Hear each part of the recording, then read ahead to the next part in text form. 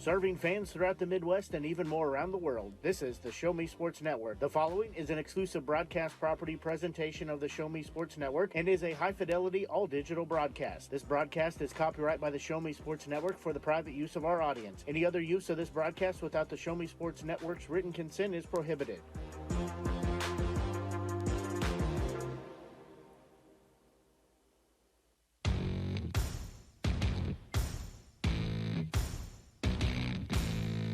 It's time for Southern Boone County Eagles football on the Show Me Sports Network.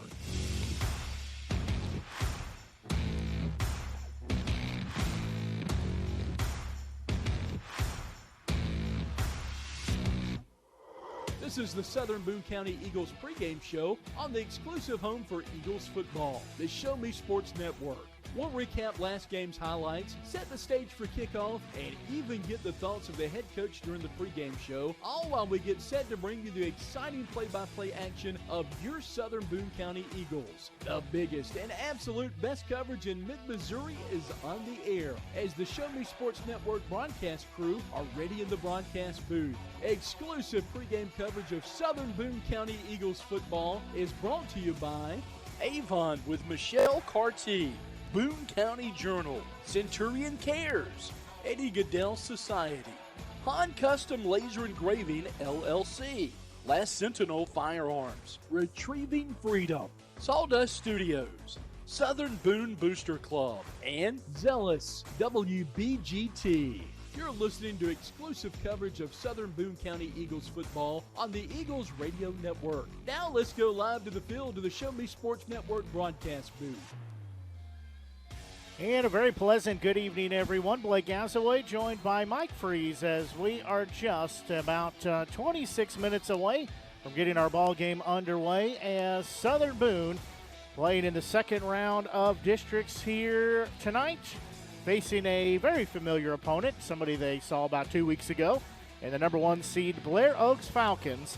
In this matchup here, it's MSHSAA Class 3 District 4 Semifinals round.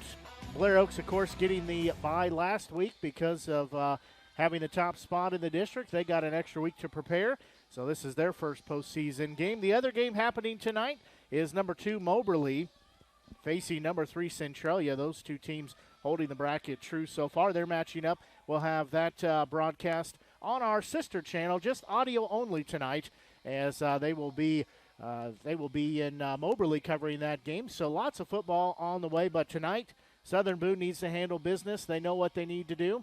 They just need to come out here and leave it all on the field. Certainly, you're right on that. Definitely big task. We talked about a couple weeks ago. Never beaten Blair Oaks. Last week was the first time that I believe we had a lead at halftime. Didn't last very long, unfortunately, but baby steps. So hopefully we can keep on getting better. And there's an old saying in the football world that it's hard to beat a team a second time. So we hope that helps in our favor tonight as well. But beautiful night. Got your typical normal smoke coming off the grill for the hamburgers here. So it kind of floats across the stadium. But, yeah, great weather tonight. The weather won't be an issue. Winds, slight breeze, dry as can be, not cold at all. So about as good as weather you're going to get for a November Friday night in high school football world. You are exactly right on that, and for it being the 3rd of November, it does not feel like November weather, to say the least. It's down talking with the coaches and a few of the players before the team warm-up going on here before everybody get out there. And, yeah, they were shocked just as much as it is a beautiful night to play football. And, of course, beautiful confines here at Blair Oaks High School. But these two teams, this is the 20th matchup. And so far, all 19 have gone in favor of Blair Oaks. But as I was talking with Coach Ross, last night there was a long winning streak come to an end. And that's the thing, is these streaks have to come to an end. Why not tonight? Streaks do come to an end at some point. Records are meant to be broken, as all those cliches go. So why not tonight? And be interested to see what the Eagles come up with tonight. We were kind of talking earlier.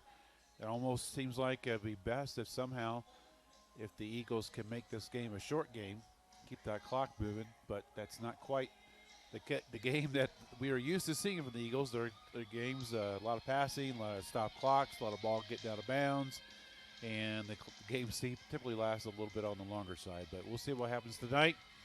But certainly it'll be a good matchup. There's really no surprises for either team. Both teams know each other pretty well.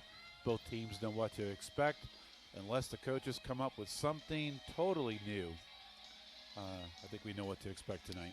Yeah, and Southern Boone definitely showed some flaws in what Blair Oaks does, and it's kind of for the first half. For a half, yeah. They just got overmatched a little bit in that second half, and really they just couldn't get off to get a breather.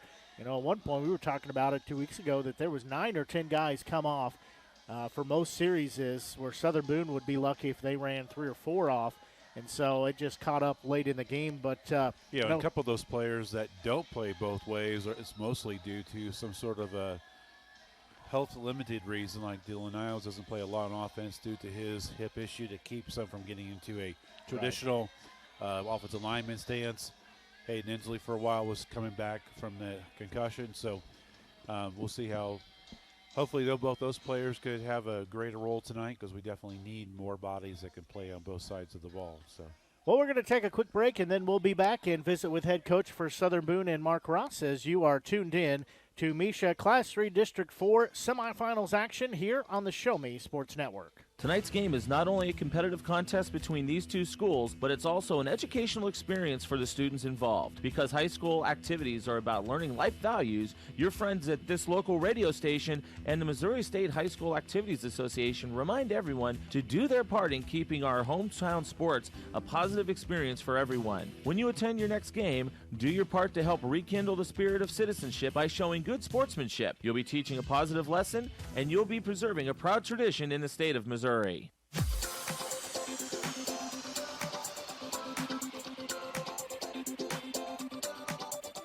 Welcome back to our Southern Boone County Eagles pregame show here on the Show Me Sports Network. We're joined by Southern Boone County Eagles football head coach and Mark Ross. Coach Ross, thanks for joining us before tonight's game. Hey, you bet. Thanks for having me. Well, last week, your Eagle squad began play in MSHSAA Class 3 District 4 quarterfinals action at home, hosting the Wright City Wildcats. It was the number 4 versus number 5 matchup. You guys came out on top with a 47-25 final. What were your thoughts on the game last week?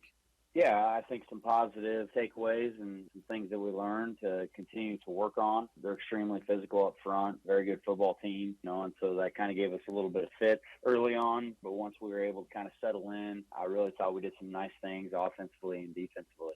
Well, Wright City ended their season with a 6-3 mark going into the postseason play, but I think that it just showed they were a much stouter team than just 3 losses that it showed. Yeah, very talented team across the board and some extremely skilled players. Again, tremendous size. It seems like we talk about this each week, but I think your Eagles squad faced some adversity almost right out the gate. But again, we talked about this. It was a little different than what we've seen for much of the regular season and the adversity they faced. You guys got the ball and had to punt, and the Wildcats marched downfield and scored. What was the message to the team, and what adjustments were made at that point?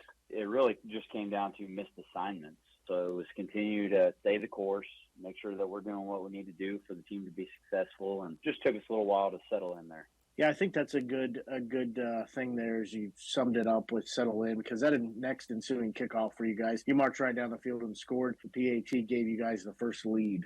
Yeah, definitely a huge answer in that situation and kind of keep the momentum going in the direction that we want it to. And really from that moment on, you guys really never looked back. And it just kind of felt like as the game went on, you guys were just like one step ahead of Wright City. Again, I think we had a good plan going into it, and the guys were comfortable in it. The pace of the play and some of those things just took us a moment to settle in. But once they did, I thought the guys did a tremendous job. Well, the defense would force Wright City to punt on their next drive. Then your offense would roll 76 yards to score to add to that lead. Again, we're saying it just kind of felt like, you'd stay a step ahead. You do what you needed to do, kind of answer those calls. Yeah, absolutely. Well, the second quarter, again, was very much this chess match with Wright City scoring once and you guys scoring twice. That second score was a huge score as it was set up by a recovered fumble that was returned to the 2-yard line. Yeah, definitely a huge moment there. Forced the turnover and end up putting us in a good position to punch it in and put another score on the board. Well, I think that turnover was a pretty critical moment, too, because the Wildcats had a 2-for-1 possession opportunity. They would get the ball back to start that third quarter, and that pretty much wiped out that momentum that they had. Yeah, definitely. We knew that they would have some struggles in the passing game, so any scores that we could put on the board early in the first half would really give us a chance to put them away in the second half. Well, at halftime, it was a 26-13 lead in favor of your squad. What was the discussion in the locker room on what you wanted to do to come out in the second half? Just continue to stay the course. We needed to focus a little bit on some of our tackling stuff, so we discussed that. Didn't really feel like there were any major adjustments. We made a few minor tweaks here and there positionally, but nothing that we needed to change. It was just really going out and executing our jobs. Well, the second half, again, was very much a back-and-forth affair. Wright City would take the opening drive out of halftime and score. You guys would then answer right back on a 63-yard drive of your own. Yeah, again, just continuing to find ways to answer the call and respond anytime some adversity strikes and continue to do what we've been doing. Thought the guys did a really nice job of answering back in that situation.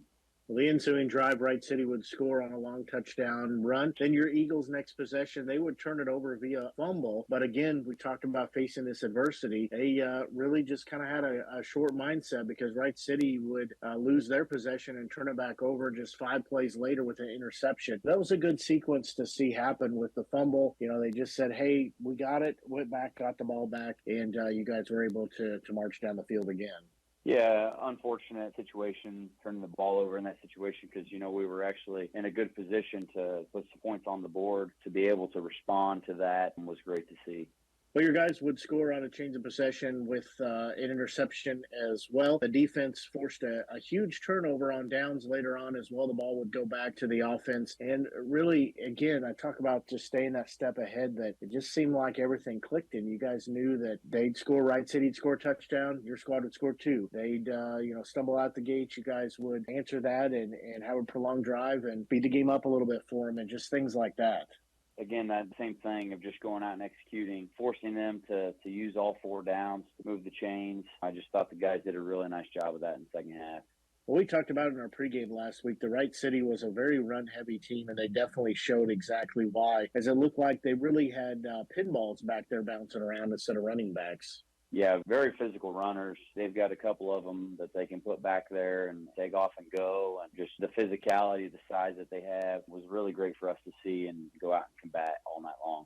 And the guys didn't go down very easy as well. It seemed like they had a knack just to bounce off the tackles. They would keep trucking downfield. But, again, having an opportunity to grow and learn from it, I think there was some good things put on film, good things to learn from, I would say, to put on film. Oh, absolutely. Well, senior quarterback Austin Evans, he had another fabulous showing. He went 17 of 24 for a total of 313 yards through the air. That included 4 touchdowns, no INTs. He also picked up some yards on the ground game. He did have that one fumble, but overall another star performance for the senior. Yeah, just continuing to do what he does each and every week. Played extremely well and just really happy with his play. Sophomore running back Brady Dapkus, he also passed the century mark on the ground with 113 yards. He had 2 touchdowns. He really, again, week in, week out, we talk about it. He's just showing what a weapon he can be out there for the offense or defense or special teams. It doesn't matter where we put him at. He's out there and he's a big-time playmaker. Yeah, absolutely. He's just so dynamic and just does so many things for us that are so critical to our success.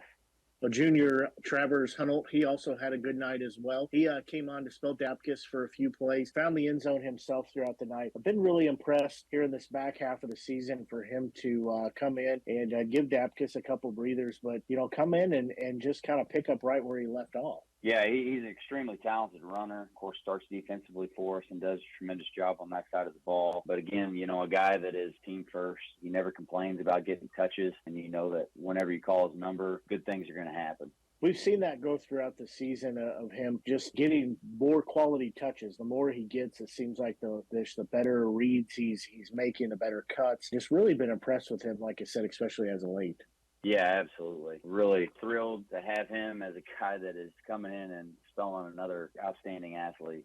Well, the wide receiving core again looks stellar with senior Chase Morris hauling in 2 touchdowns. He actually had about 5 on the night as it was a drive where I swear it was 3 times he scored and got called back if I remember correctly. But another good showing for him, continuing to push that record and chisel his name in the record book. Yeah, I don't know that I've ever seen somebody before score 3 touchdowns on one drive, but he's just that kind of talent and just does a phenomenal job. Well, seniors Kellen Ash and Weston Jennings each had a touchdown on the night as well, add to their season totals. Again, we're just starting to see each week just develop a little more and really get these things figured out. And those guys had big yardage on the night too. Yeah, just the ability to spread the ball out amongst a number of different guys, is just so critical for us. And those guys all just know that their number's going to be called and do a great job of stepping up to the task. And when I look at that receiving core across the board, it's double-digit averages per play for nearly everyone in the roster. And that's just so amazing to me. And that shows how dynamic the offense is and how important that run game is to open that up as well and work in tandem. But really, it allows you just to kind of open that playbook up so many opportunities when you know that you're getting 14, 15, 18 yards a catch. Oh, absolutely. It just puts defensive coordinators in such a bind, kind of one of those, feel things out and see what they're trying to take away. And, it opens stuff up for other guys. The defense has to adjust again and just continually adapting as the game goes on. And, it makes it pretty fun and exciting. And, on the run game, averaging 5 yards or more for most of the season, it's hard to compete when you know that you're going to give up a pass play. It's going to be double digits or, you run it on first down and you're going to pick up 5, 6, 7 yards. It's hard to prep for that. Oh, absolutely. Again, just puts them in a major bind and, opens things up and opportunities up for us. Again, we're just trying to continue to find ways to get the guys the ball on different looks and opportunities as possible. It makes it really fun for me. Well, defensively, again, the guys had a stellar night. It's so hard to pick out anybody, because they're such a solid unit and they're playing as a unit. And they seem like they just brought pressure from everywhere. It's how it felt up in the box calling the game. They had multiple sacks. They had multiple thrown for losses. They had the 2 interceptions, a forced fumble. Really a few things here and there to watch on some film, but overall another great night.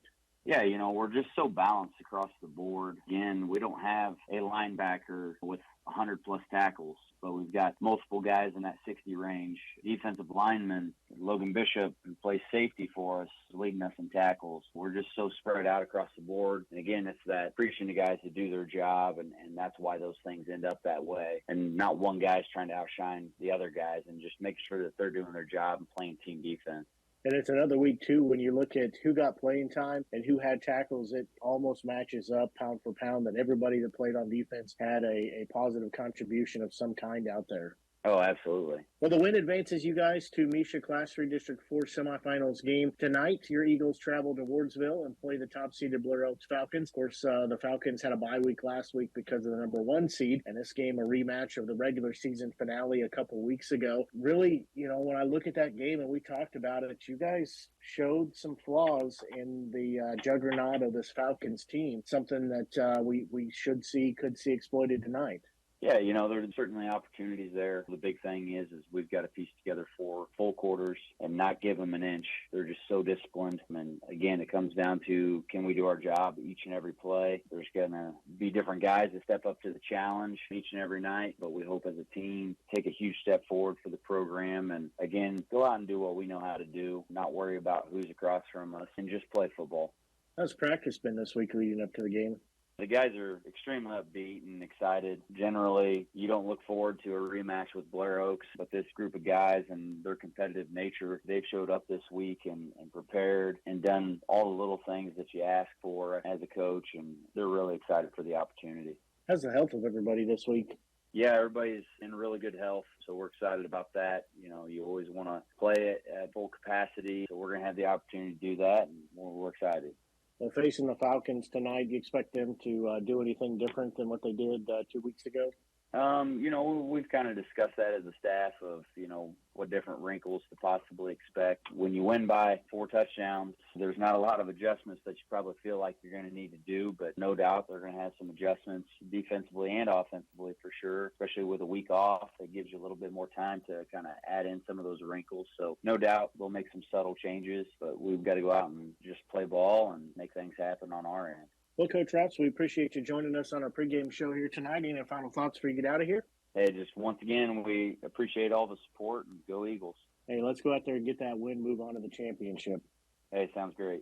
That's Southern Boone County Eagles football head coach and Mark Ross. We're going to take a quick break and be right back with more of our Southern Boone County Eagles pregame show. You're tuned in to exclusive broadcast coverage of Southern Boone County Eagles football on the home of the Eagles, the Show Me Sports Network.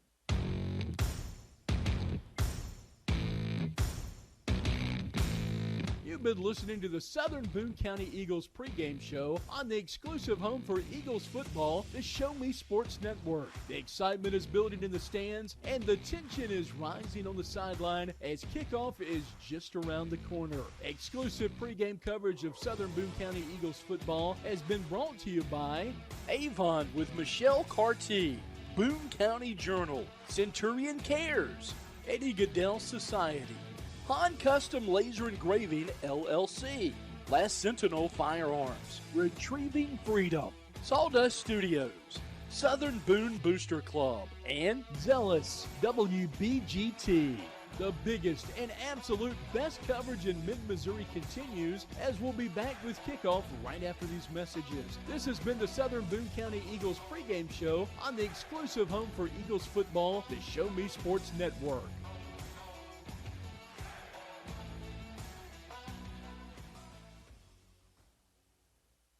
We need you. We need you.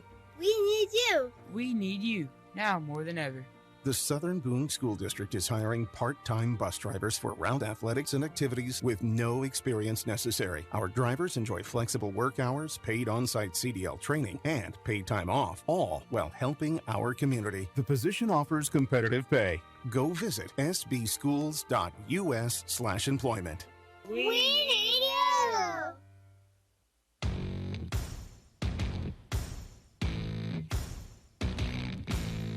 It's time for Southern Boone County Eagles football on the Show Me Sports Network.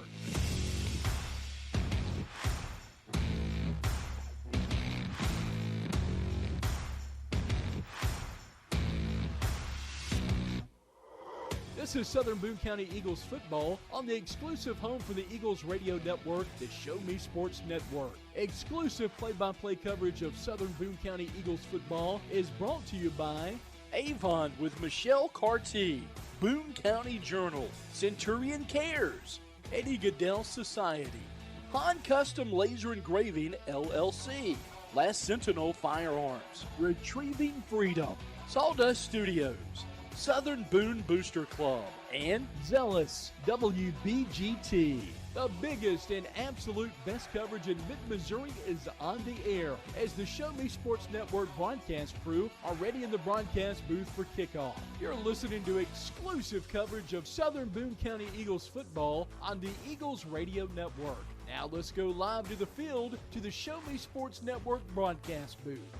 And a very pleasant good evening, everyone. Blake Gasaway here, joined by Mike Freeze as we just finished the national anthem. We're just a couple minutes away from getting kickoff underway in tonight's ball game. The second round of playoffs in the state of Missouri about to be underway as we're covering Class 3 District 4. Semifinals action has number 4 Southern Boone County Eagles traveling to Wardsville, taking on the top seed in Blair Oaks Falcons in a matchup from 2 weeks ago, a rematch of sorts. At Southern Boone, first time in a long, long time, they had a lead at halftime, just got a little bit overpowered and a little bit, just a little bit tired in that second half. My memory serves me, which it could be wrong, but at least in the last 8 years or so, that's the first time that Eagles have had a lead at halftime. There's been a couple times when they've had, 7 to 10 point deficit, and then of course, almost every single time, the second half is this Blair Oaks. They make great adjustments. They stay fresh, like we talked about already 2 weeks ago and also earlier tonight. they only play 2 people or so on both offense and defense, so they're allowed to they play a lot of people. They have great depth. We mentioned previously they don't have a soccer program, so therefore that's more bodies that are on their team. And their coach is got to hand it to him. He's an absolutely great coach, easily one of the best coaches in the state. And I'll say, in the history of the state of Missouri football, he's a great coach. He has a great staff. He's got coaches that could be, a couple that have been head coaches elsewhere, including one that was head coach at Southern Boone, and Mike Hall, who's now assistant coach, been there for a long time. Mike Hall also coached at Jeff City High as well. So, the good programs not only have good players, but they also have a good coaching staff that work well together, and certainly it's a program, hats off to them. It's a program that deserves all the respect in the world. And we kind of laugh at some of the things they do on their scoreboard. You know what? They're proud of their success, and we would do the exact same thing. We'd be just as proud, and hopefully we can add some of those things to our on-field success and the wins and losses in the future. You're absolutely hit the nail on the head right there. Absolutely right. As you're talking about Blair Oaks head coach, that's Ted LePage. It says his 10th year here as head coach. He's amassed a record of 119 wins and just 19 losses here at Blair Oaks overall. He's got a 205-65 record. So to have 200-plus wins in his 10-year head coaching career, well, I take that back. It's been more than 10 years, but have the 119 with Blair Oaks and then the 205 overall is He was here at Elias for a while, then he went to Jeff City. I believe they had the last district championship that Jeff City had was under him. Then he decided he was happier being here at Wardsville, and of course Wardsville, Blair Oaks took him back with welcome arms. Absolutely. And he's not going anywhere. He'll retire from here, and he's still a very young man. He can still coach for as long as he wishes to coach. Absolutely. And like I said, it's a great program. So you asked Coach Ross if they expect anything differently tonight. I don't think so. You're going to see a lot of running. Their quarterback run that's their best play. Yep. Throwing the ball is not as good as what they have had in the past, but what they've had in the past is probably one of the best quarterbacks ever in high school history, and Dylan Hare, who just could throw the ball all over the place and can run the ball.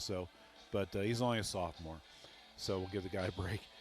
He is an outstanding runner, and so speed-wise, Eagles I think actually had the edge on speed of team speed, but again, Blair Oaks is so fundamental. They keep their players fresh. They rotate well. They don't do a lot of things differently. They run the same 3 or 4 plays, and they do it so well. And that's what you see in high school programs that are really good.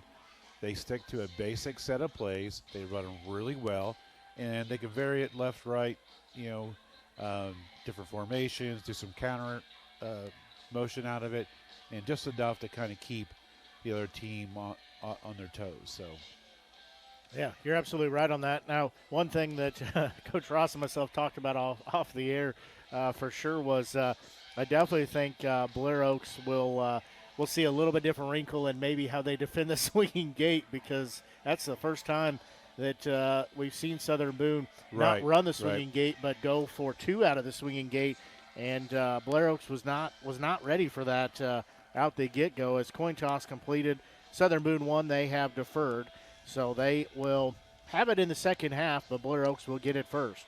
Yeah, we talked about the swing gate all season long, and you do it as much because you're making the other team spend a half hour on a Thursday night or an hour throughout the course of the week of practice. And keep in mind, they only have many hours. 8 to 9 hours of practice anyway. So you're making them take time to cover all these wrinkles, and so it's a great thing for a coaching staff to put in to make the other down. It also takes time out of your practice as well to get good at it. So, and the same thing when we go to the goal line with under center and the wishbone, where we have Dylan Isles as a fullback too. That takes time as well too, because Dylan's not your normal fullback, running back on that. So and anyway, it's something that sometimes you run it all season just so teams have to respect that, and we've talked about that in our pregame chats with Coach Ross. And sometimes you run plays not for that moment, you run them for later in the game or later in the season. As for Coach Ross entering his second year, I should say, on the downhill side of his second year here. 13-8 record with Southern Boone, 57-16 overall. So he also knows how to win ball games or get his guys to win games. As tie tally will have it teed up, as end over end kick will be taken about the 25-yard line by the return man here on the near side. He'll get past the 30, past the 35, be down about the 37-yard line. I believe that was Lackman with the return there. And that's the same kind of kick we've seen most of the last couple of weeks, short, shallow, keeping away from their deep backs who has the skills to take it to the end zone. So you're trying to mitigate the worst possible results. So Bax will, the 6'2", 170-pound sophomore, Tyler Bax will lead his offense here. He'll send a man in motion far side. That's Lackman. Bax will keep it himself, trying to work the far side. He will get the corner. He'll spin around. He will get 6-7 yards there before he is pushed out of bounds. So to bring up a second, and we'll say about 3 here. Yeah, the Eagles open up with their 3-man line defense. We saw that most of the time last time, but they did go to 4 occasionally. Good block on the edge by the wide receiver to get the outside open. Well, Bax will keep it again, trying to work here on the near side. He's got about 7-8 yards still. Picking up a couple more. Will they mark him back just across midfield? It will be enough for the first down. So 2 plays and a first down for Blair Oaks, as Bax has kept both of those. Yeah, Jennings did a fantastic job coming up and making the quarterback get inside. Did a good job busting the play up, but as we've seen, Bax is very special when he's running the ball. Ball on the 48-yard line. Bax in shotgun. He'll look near side. Now he's looking downfield. Has a receiver. It'll be caught at the 25. Down at the 20. Is that caught by Wilde? It'll be a first down. What a beautiful, beautiful pass that time. It's kind of a play action pass. Run your inside. Receiver to a flag pattern. Beautiful pass. Right on target. Had a couple steps, a couple yards separation from the defensive back. That's a well-run play. They made that look very, very easy. As they'll send Wilde in motion again, they will give it to him on the end around, as he is going to have a lot of green. He will be in there for the 20-yard touchdown, but a flag coming in very, very late. Very, very late, like we talked about so many times. Those flags come in that are not needed. That play there was absolutely made by the wide receiver, blocking, sealing the inside linebacker at that time. It didn't catch the number of the wide receiver, but the wide receiver did a fantastic job. Basically, had number 11 in motion left to right, just a simple inside handoff, and it was a good timing on the handoff, so he was already full speed. And like I said, great block by his wide receiver, and making the play go to the outside. So will be a hold on Blair Oaks. And that's something you normally don't see from a Blair Oaks team. They usually are very, very well disciplined. Don't make too many mistakes. So will result in a first down, as ball will be on the 11-yard line. So 1st and 10 at the 11. As Bax will be in shotgun once again, he'll clap those hands. They'll send a man in motion who will get behind him. That's Lackman. He will be taken down, but a keeper by Bax will put him in there from 11 yards out. Yeah, what a fantastic fake. It had both of us fooled for a second. Basically motion wide receiver running back from a wing back to a tailback spot, faked handoff, and well-run fake. Sucked the defense. Good tackle on the guy who didn't have the ball there. Southern Boone, great defense there, but didn't have the ball. Yeah, like I said, backs running the ball is certainly their strength as a sophomore quarterback. So they will come on to try the PAT. Snap is down, kick is up, and kick. You got a flag. I think it's going to be on the Eagles. Good, but we're barring the flag here. I'm not sure you're supposed to be clapping on defense and so forth. Yeah, we've seen that a lot lately. Was that the Mizzou game several weeks back? Yeah, Mizzou game. We had that a couple times where because so many of the offenses now, they clap to signal. The quarterback claps, signal to the center, hey, it's time to snap the ball. And by doing that, you could be making the other team snap the ball early when they're not ready. So I think that's what they called in that play I there. agree. I concur. And that's something that Blair Oaks does quite a lot. I was down, not walking through their warm-up, but walking near it, and they were definitely warming up and working on that. And I'm trying to remember, what did they call that? Something about inducement, I thought. Yeah, but clearly we didn't read our rule book well enough. You don't see that call a lot at any levels, and like I said, that's what a lot of people were talking about the Mizzou game, because you usually don't see it called. And but anyway, I don't remember what game that was, but they were very quick to throw the flag on that. As deep kick will come here to the near side, as Dapkus will take it about his 2-yard line. He's going to work over to the far side, be patient. He'll be through the first wave, still on his feet. He's going to cut here to the near side as he will be at the 40, the 50. He's going to try to get past the kicker. He does so. 30, 20, 15, 10. He'll be down at the 5. Well, I purposely did not ask whether or not they were going to kick away, because as what we saw last time, they were able to get to the end zone a couple times. And that time it did not. Caught at the 2.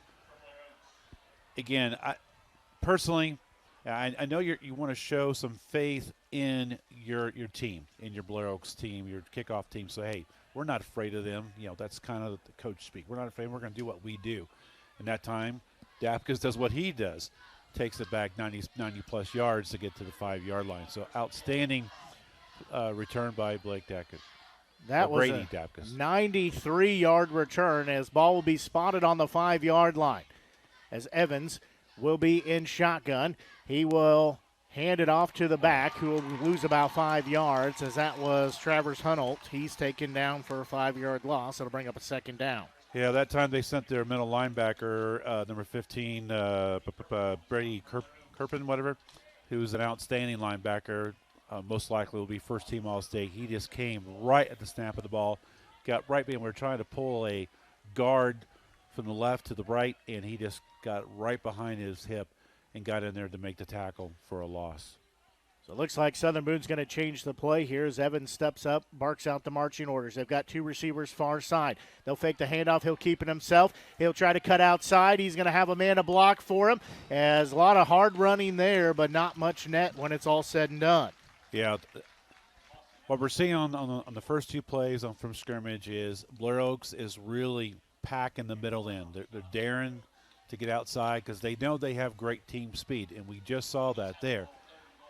He just had the briefest gap to kind of get there, had a great block from his wide receiver, but still the team speed from this Blair Oaks defense was able to make the right angles to keep it to a short gain. So Dapkus comes back in the ball game here after he takes that huge return, 90-plus yards. They'll split him out here on the near side. Evans will get the snap. He'll take it up the middle, try to sidestep. He will lose a couple of yards. It'll bring up a 4th down. Yep, same thing again. Pressure from the middle that time. They're sitting there linebackers right at the get-go. They're not hesitating. They're coming hard, coming downfield, and just good pressure there. So it's just see what Coach Ross calls. Screens typically can work well when you have a defense that's blitzing a lot of linebackers, especially something over the middle. We'll see what they have in planned. So this will bring up a 4th down ball at the 11-yard line. Evans looking near side, gets a pass off to Dapkus, trying to work the far side. He will be short of the goal line. We'll see where they mark him out at, as it'll be a turnover on downs. Southern Boone gives it back to Blair Oaks. Yep. I love the play call, getting one of your best players out in the open one-on-one. And most of the time, Dapkus will make the defense miss. That time, just great, sound, fundamental defense. Wasn't worried about where. He just knew he needed to keep him from out of the end zone. And it's a great job of the defense on the one-on-one tackle, pushing him out of bounds. So he comes up at the 3-yard line as Blair Oaks takes it back. They will run it up the middle as big hole there, about a 17-yard gain there for the back. Hard to see who had that there. Nothing special to, let's see, well. It was Luckett. Not sure, yeah. They'll Same hand play. it off again. Yep, same play, same result as it'll pick up 10 yards. We'll see if they move the chains. Yeah, straight handoffs to the right side. They're going fast place. They know they have the advantage when it comes to depth. They know they have the advantage of keeping their players fresh. So great strategy by Coach LePage. Second and very, very short. They'll try the end around as ball carrier will have the first down and more, as that'll be Lackman. He will pick up about 6 yards before he's pushed out of bounds. Yep, kind of mixing things up. Try to get the guy to the outside, near side of the field. Had great blocks by his wide receivers on the outside. And Chase Morris did a good job of having the angle to keep him to a minimal gain, but still a first down. So it will be a new set of downs. Ball on the 36-yard line. Blair Oaks' own 36-yard line. As in shotgun once again is back. So he'll have 2 receivers near side, 1 up top. They'll send a man in motion here to the near side. As backs will keep it, he'll be snowed under and finished off there. Aiden Young finish him off, coming in and leading the charge, Dylan Niles. Yeah, Dylan Niles did not bite on the fake. Whenever you run against a RPO option type team, you got to make sure that your players stick to their responsibilities. That time Dylan Niles did. Southern Boone shows some pressure here as Lackman will be sent to the far side of the play. Backs will have to step up. He's through the first wave. He will have about 3-4 yards before he's taken down. Good open field tackle there for Southern Boone. Yeah, great tackle that time. Kellen Ash, great job. Good job by the defensive line getting upfield, causing them to have to step up, and good job by the linebackers to close it on the play. Twin receivers on either side for Blair Oaks. Backs dropping back, has some pressure. It's picked up. He will check down. It's wide of its mark. It'll be a 4th down. Yeah, that time you can see they're a little bit uncomfortable on offense that time. Backs drop back and set 4 guys rushing. Only 4 guys got enough pressure to make him a little antsy to want to pass the ball a little early. So it was a good job. And what was great about it is they kept that containment pocket to where he could not step up and run for the first down. So Blair Oaks will have to punt it here as it's 4th down. High snap, but able to get the punt off as Southern Boone has a couple of return men back, but they're going to let it bounce. They will take over once it's down inside their own 20 as Morris says, I will stay away from it. It will be down there. So Southern Boone, despite having a huge return on that kickoff, then they stall out on the 5-yard line. Defense comes up, forces Blair Oaks to punt. Yeah, that was a great job by the defense. Great execution by the defensive line especially. They got enough penetration, caused them to be a little bit enough havoc to make backs uncomfortable back there. And then on the punt, it wasn't a pretty kick, but very effective. So good change in field position for the Falcons there. So Southern Boone will set up on their own 17-yard line, going left to right. Quick pass out into the hands of Ash. Nice job to make the first man miss. Second and third wave spun around. He will pick up about 7 yards there. Good first play of the drive. Yeah, that time the Eagles decided to play a little faster pace, and just a quick pass, trying to do something to slow down the linebackers, and that's a great play call to make number 15 want to slow down a little bit because he's been havoc all over in the backfield so far against the Eagles. Kellen Ash approaching nearly 500 yards on the season for the senior. 2 receivers up top, 1 down low. As Evans in shotgun, he will give it to Dapkus. Being very patient, he will get behind those linemen. He'll pick up maybe a yard and a half. It'll bring up a 3rd down. Yeah, great job by the defensive line that time. They act like they were going to blitz some linebackers. They both kind of stayed home, and the 4 defensive linemen did a fantastic job of maintaining their lanes, causing Dapkus that time to not be able to move forward. He kind of was going side to side. His feet stopped moving. And whenever you can do it to running back, defense usually wins. Clock rolling, 6:20 left to go here in this opening quarter. Blair Oaks leads 7-0. 3rd and 2 ball on the 25-yard line. They'll rearrange the offense here as they send up a couple players to the far side. Dapkus is going to get the handoff. They're trying to run on that far side. He will have the first down as he will be shoved out. He'll pick up about 5 yards. They moved a couple players over there, loaded up, ran right behind him. Yeah, this series, Blair Oaks has 4 people on the line. The linebackers are playing pretty shallow. They're only about 3 yards off the ball. So that time, got them all bunched up the middle, and Dapkus was able to break it to the outside for a nice gain. So this will bring up a new set of downs for Southern Boone It's just their second possession of the game. Evans will have two receivers stacked up on either side of the play. He'll be in shotgun, has Dapkus in his right hip pocket. Now split him out here to the near side. He'll throw a little wheel route to him as he's got 5 yards. Nice move. He's got 10, still on his feet. He'll be down near midfield. Good move there to pick up yards after catch, move the chains. What a beautiful play call there by Coach Ross. Blair Oaks sent 2 linebackers blitzing with the 4, so they had 6. That's a lot of pressure coming up the middle. Coach Ross had the feel that that was going to happen, so he calls a quick pass to Dapkus and a great block. Forget who saw it, but great block by wide receiver, making a nice big play. So, again, twin receivers either way. They'll try the play the other way, as that one just a hair too tall for Dapkus as they try to split him out. That time they had a lot. The pressure got there a lot quicker than the previous play, so he had to throw the ball a little bit earlier than he wanted to, and Dapkus was not quite ready. I don't know. He looked a little tired that time as well, too. Looks like we got Travers holding it in to give him a break. Yeah, Dapkus had not broken on the ball. It just kind of went whizzing by his head there. Well, because, again, they had great pressure. They were sending 6 people again, so they're being really aggressive on their defensive calls, the Falcons are. So ball on midfield. It's 2nd and 10 for Southern Boone. They'll send Ash in motion to the far side, fake the pitch off to him, keeping it as quarterback Evans. He'll have 3 or 4 yards. We'll see. It looks like they mark him down with about a 4-yard gain. Yeah, great play call that time again in 2. We've been trying to get the ball to the outside. That time they decided not to blitz their middle linebacker, number 15. So just a nice quick fake on the sweep to the far side of the field. Quarterback keeps it and gets a nice gain upfield where Blair Oaks have kind of vacated a little bit. So ball on the 47-yard line of Blair Oaks. It does bring up a 3rd and 7. They'll split off. Hunnelt to the far side. 3 guys over there. Quick pass through the hands of the intended receiver as that was looking for Ash there. Just too tall. A little bit behind him through the hands. Yeah.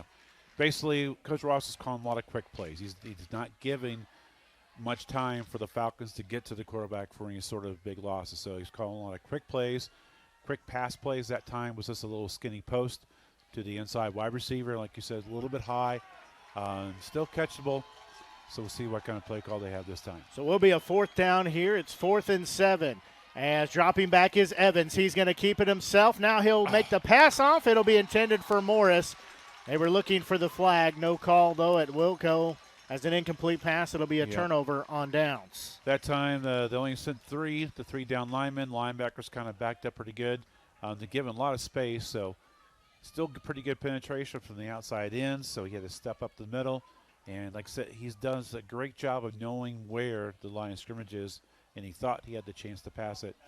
We're international. We got a listener down in Turks and Caicos Islands. Ooh, so I've been wanting to go there. Yeah. If that's you, let us know. Send us a message on Facebook. Tell us how it is. So it'll be Blair Oaks football as they will take over on their own 47-yard line as they will hand it off on the end around. And the ball carrier, that is Wilde, tripped up after about a 5-yard gain or so.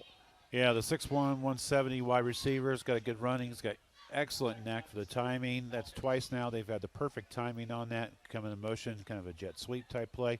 Great tackle by the Eagles on the far side of the field.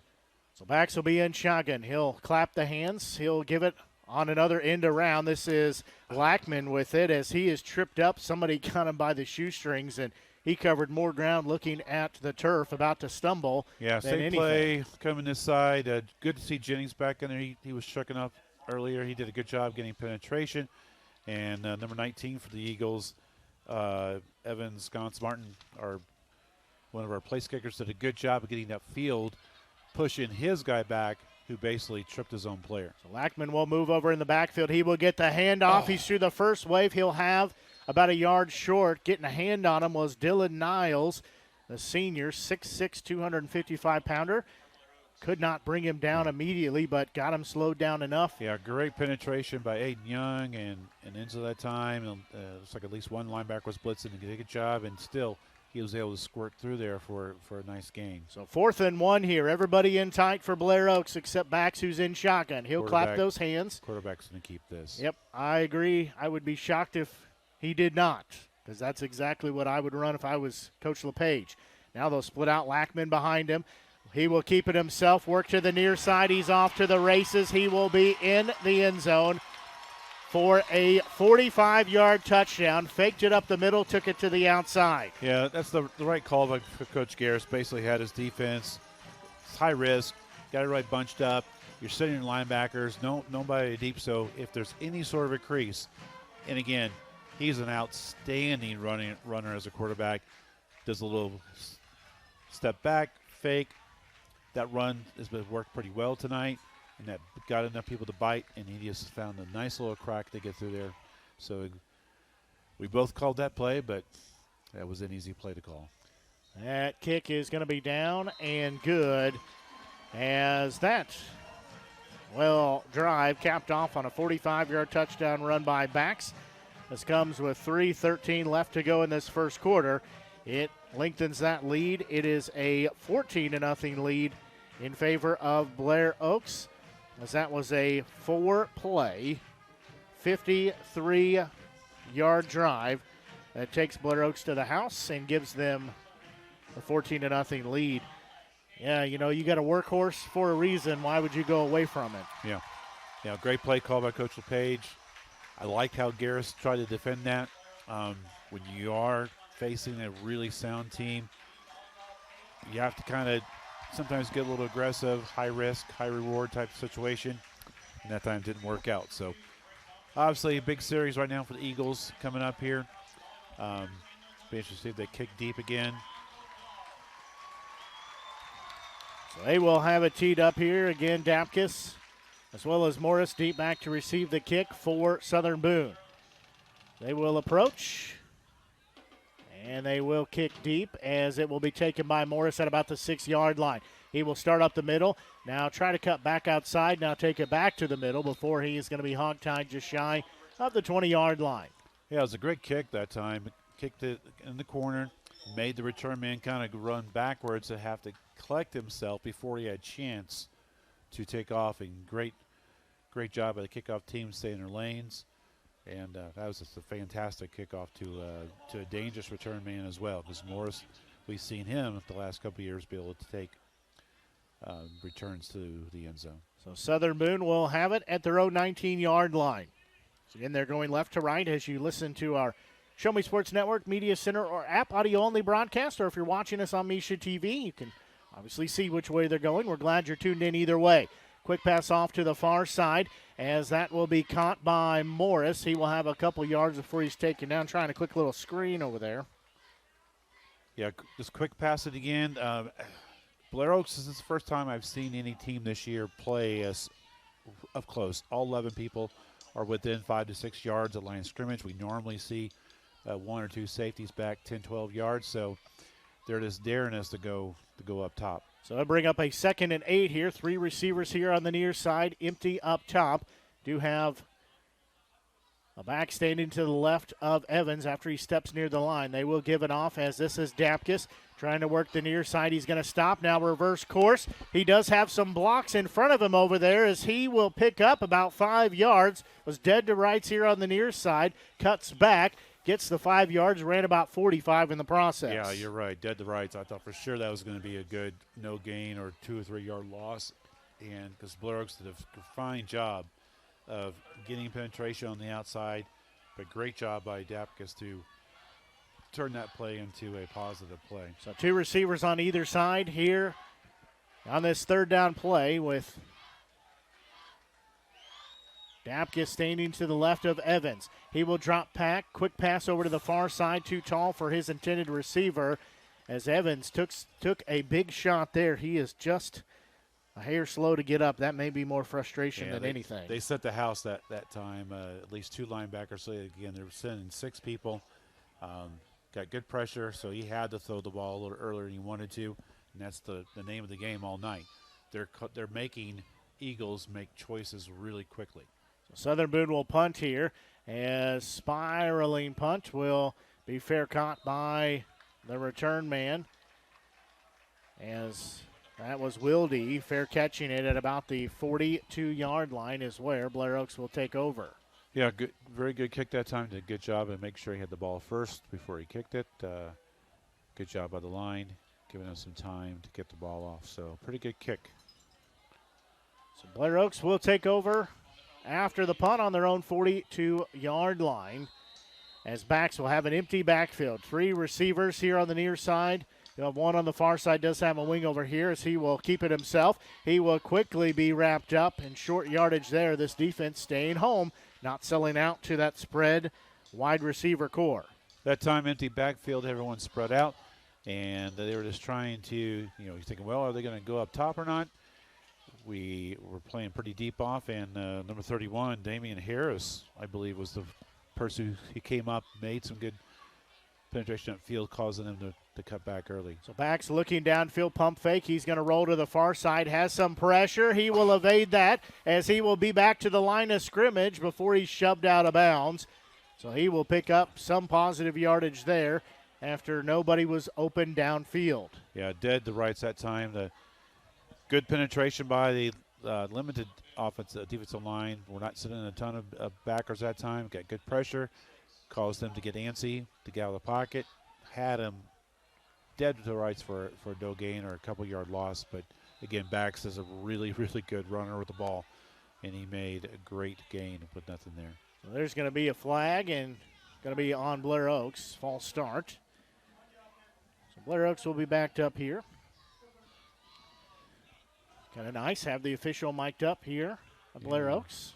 And a couple of plays ago, that might have been Travis Holnut that made a really good play coming up field. I'm not seeing number 31 on the field right now. So it'll bring up a 3rd and long, 3rd and 12 for Blair Oaks.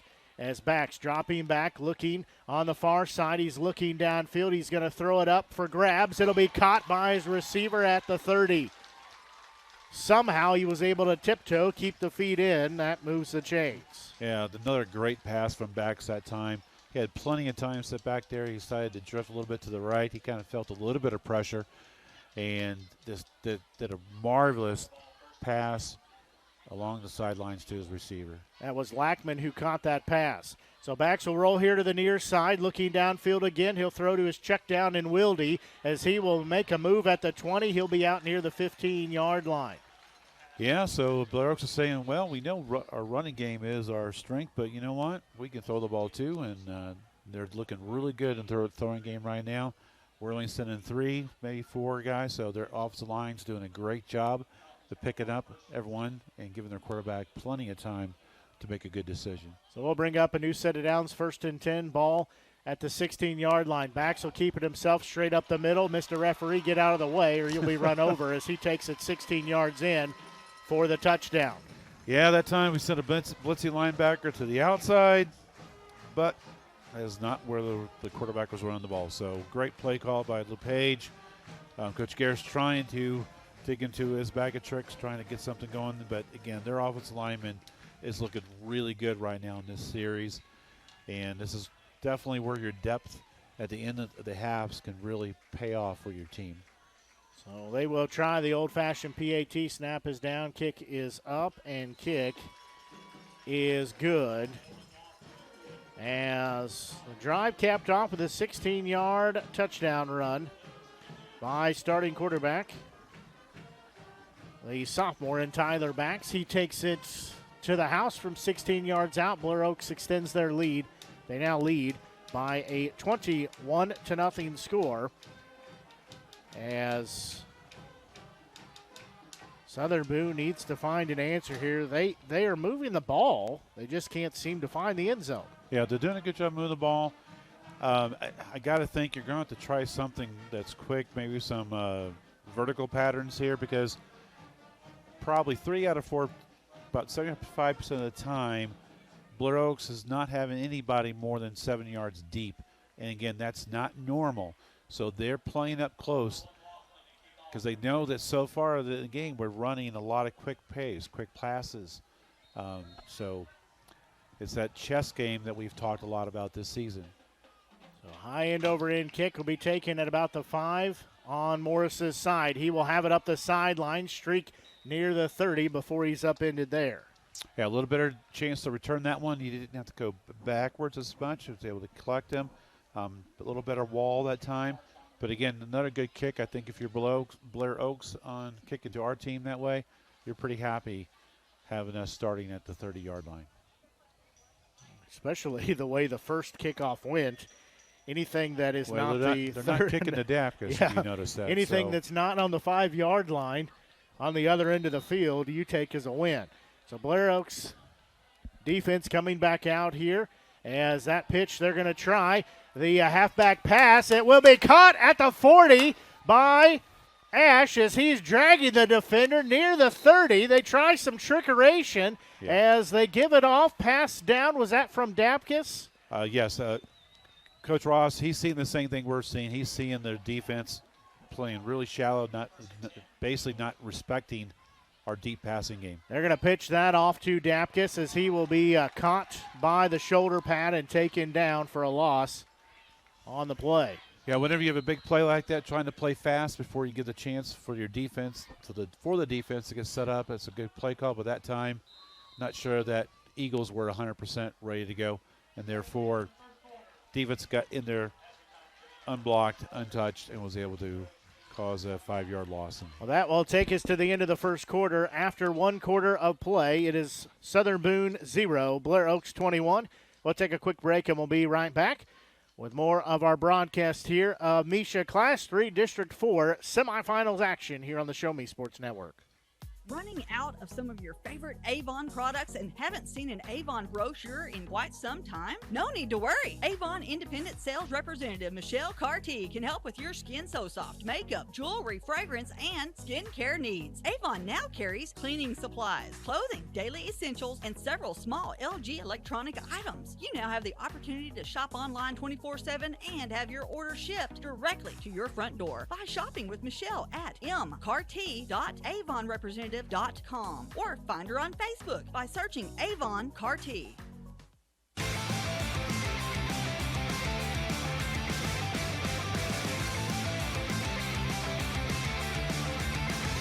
Well, the first quarter comes to an end as Southern Boone trails by a 21-0 score. They do have the football here as we start this second quarter of action, as they will be going right to left on your Show Me Sports Network Media Center or app.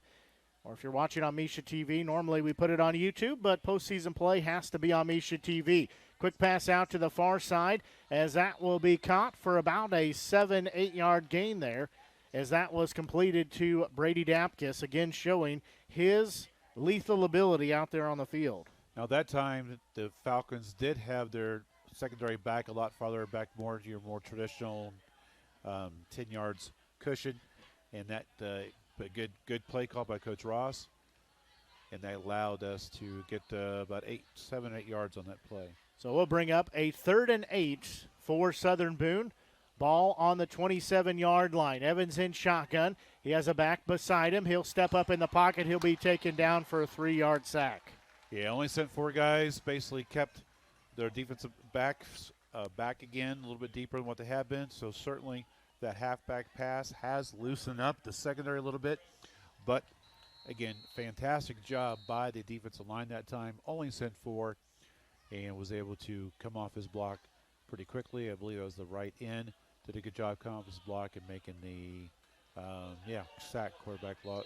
So we'll bring up a 4th and 11 here as empty backfield. 3 receivers up top, 2 down low. Evans is going to step back. I thought maybe he might pooch kick it, but now he'll step up. For it. He's not going to pooch kick it. So he calls out an audible here. They back out the pressure to Blair Oaks. Looking downfield. Evans has to roll here to the near side. Still behind the line. He'll throw it up. It will be caught outside the 10-yard line. Spun around and taken down as pass was caught by Ash at the 14. That's a bad spot. He was up at the 12. They mark him out at the 14. Yes, they say he was trying down, to. Gives us more space, as you always say. Yeah. Great play call. Blair Oaks only sent 3 guys that time. Lyman did a little bit better job. Still, I almost thought he was getting a little bit antsy back there, but hey, it worked out great. He got to the left flat where he had plenty of space, put some pressure on the defensive back and linebackers to come up forward. Now we see Wildcat as Dapkus moved in the backfield. Flags down everywhere, though, as Evans was in shotgun. Now he splits off here to the near side. We had a lineman move early on that. Southern Boone again trying some trickeration here as they had it 1st and 10 at the 14-yard line. Now it'll be 1st and 15 at the 19-yard line. Again, quarterback senior, second-year starter Austin Evans ended up splitting off here on the near side with Brady Dapkus running a little wildcat. So it'll be 3 receivers up top, 1 down low for Southern Boone. 1st and 15. They'll split Dapkus out on the far side. Evans looks down. He'll throw it off to Dapkus as he has got the 5 yards back. He'll be taken down after about a 7-8 yard gain on just a little wheel route, a little almost like a screen pass. Just didn't have a lot of blockers in front of him. Basically that time that they saw the linebacker was blitzing, and then number 15 was blitzing again. Kipperin from St. Wright. Again, he's a fantastic linebacker. He came right up the middle, caused a little bit of pressure, so in that situation you do want to get the quick passes, and that time good quick pass to Dapkus to get a nice 7-yard gain. So 2nd and 8, ball at the 12-yard line for Southern Boone, trying to punch it in here and break that goose egg on the board. As Evans rolls here to the near side, he gets it off to Dapkus. He is taken down for, looks like no gain on the play. It'll bring up a 3rd down. Yeah, Joey Wild did a fantastic open field tackle one-on-one on Dapkus, who's been so dangerous in breaking those first tackles this year. Again, they sent linebacker up the middle. Good penetration by the defensive line that time, so it needed to be a quick pass. Again, high-risk defense for them, and it worked for them because, again, their number 11 did a fantastic job of wrapping up open field tackle because Dapkus breaks more of those than he gets tackled on. 3rd and 8 here as Evans drops back. He's going to decide to step up in the pocket. He will keep it himself. He'll pick up about 4 yards. Will bring up a 4th down. Yeah, that one, I don't think it was a called quarterback draw, but he just kind of felt it. Offensive lineman did a really good job of picking up the defensive line that time. They did send 4, did a good job. Gave him a nice little alley to run to up the middle. But, again, Blair Oaks just does a really good job of getting out their tackles, making the solo tackles out there on defense. So 4th and 4, Southern Boone again going for it. They are 1 of 1 on 4th down conversions on this drive. They are 1 of 4. I think Dapkus is hurt. Dapkus trying to shake that left arm out just a little bit. It will be a timeout called by Southern Boone. So that will stop the clock here with 8:27 left to go here in this first half. As Southern Boone trails 21-0. We'll take a quick break and be back as you are tuned in to broadcast coverage of MSHSAA Class 3 District 4 semifinals action here on the Show Me Sports Network. At the Boone County Journal, we're with you all the way. We know that you're more than just a subscriber. You're an employer, you're a parent, you're a neighbor. Most importantly, you're a community member. It's our goal to provide you with the latest news, sports, opinions, obituaries, classifieds, and more to keep you informed about your community. To find out more about the Boone County Journal or to subscribe, call 573-657-2334 or visit bocojoe.com. The Boone County Journal. We're with you all the way. Dapkus, as we said, was trying to shake off. He's back out there, but looked like he's had a little bit of a situation going on with that arm, just trying to shake some feeling back into it, but he is back out there. As 3 receivers up top, 1 down low. Evans barks out the call. He looks at the sidelines. Now he calls out the cadence. He will drop back. He has pressure rolling here to the near side. He's got pressure there. He'll stop, turn, throw it up. Coming back, it'll be incomplete, but there is a flag down. We might see some pass interference in the end zone. I think he got that great decision by him. He had pressure. Again, they only sent 3, so our offensive line has to do a better job on those. So, again, I'll chuck it up to our guys are getting a little tired. They have better depth, but you got to pick up the defensive linemen. Only 3, and Evans is back there trying to make something work. He realized when he didn't have anything, he threw it up to the end zone. And wide receiver, I thought, had a chance to get to it. So hopefully, have they made the play call yet? Nope. I couldn't tell if it was Ash or Bassnet. Don't pick it up. Here we go. Yep, pass interference. Oh, please. You hear the Blair Oaks crowd not happy with that. Never happy here. That's okay. But, yeah, great play by Evans that time. So, offensive line, come on, time to dig deep, guys. So it'll be first and goal at the 3-yard line for Southern Boone. Evans will keep it himself. He's going to slip. Still didn't put the knee down, but he will be hemmed in and swarmed under at about the 8-yard line. Yeah, for those that are watching, basically that's a play where you're pulling a guard from left side to right side. Owen was pulling left to right, and it's more of a counter. You're trying to get the defense to go with the pulling lineman. That time, defense was not fooled. They stayed home, and they were able to get the tackle for a loss by Evans. So great job by the Blair Oaks defense that time. We'll bring up a 2nd and 9. They actually are 2nd and goal at the 9. They say he was down at the 9. So Evans will be in shotgun again. Southern Boone going right to left on your broadcast. They will give it off to Dapkus, trying to work the near side. He will be shoestring tackled. He'll maybe pick up a yard. We'll bring up a 3rd down. Yeah, again, this fantastic job staying home by that time was number 14. Jake Hagner, senior, did a great job of getting upfield, causing Dapkus to change direction. And like I said, they're just getting really good penetration, not giving the Eagles a chance to run the ball where they want to. Dapkus limping a little bit on that left leg, so he is almost makes me think it's kind of like a stinger because it's his whole left side. We'll talk about that in just a little bit. As empty backfield, looking far side, throwing it out. It's caught. I believe that's Jennings. He tries to stretch it out. Looked like somebody tried to clothesline him, but he stretches it out. They say he's just shy at the 1. What a great catch that time by Jennings. I think if we would have had an additional referee that might have been on the end zone line, it might have been close. That's how close it was.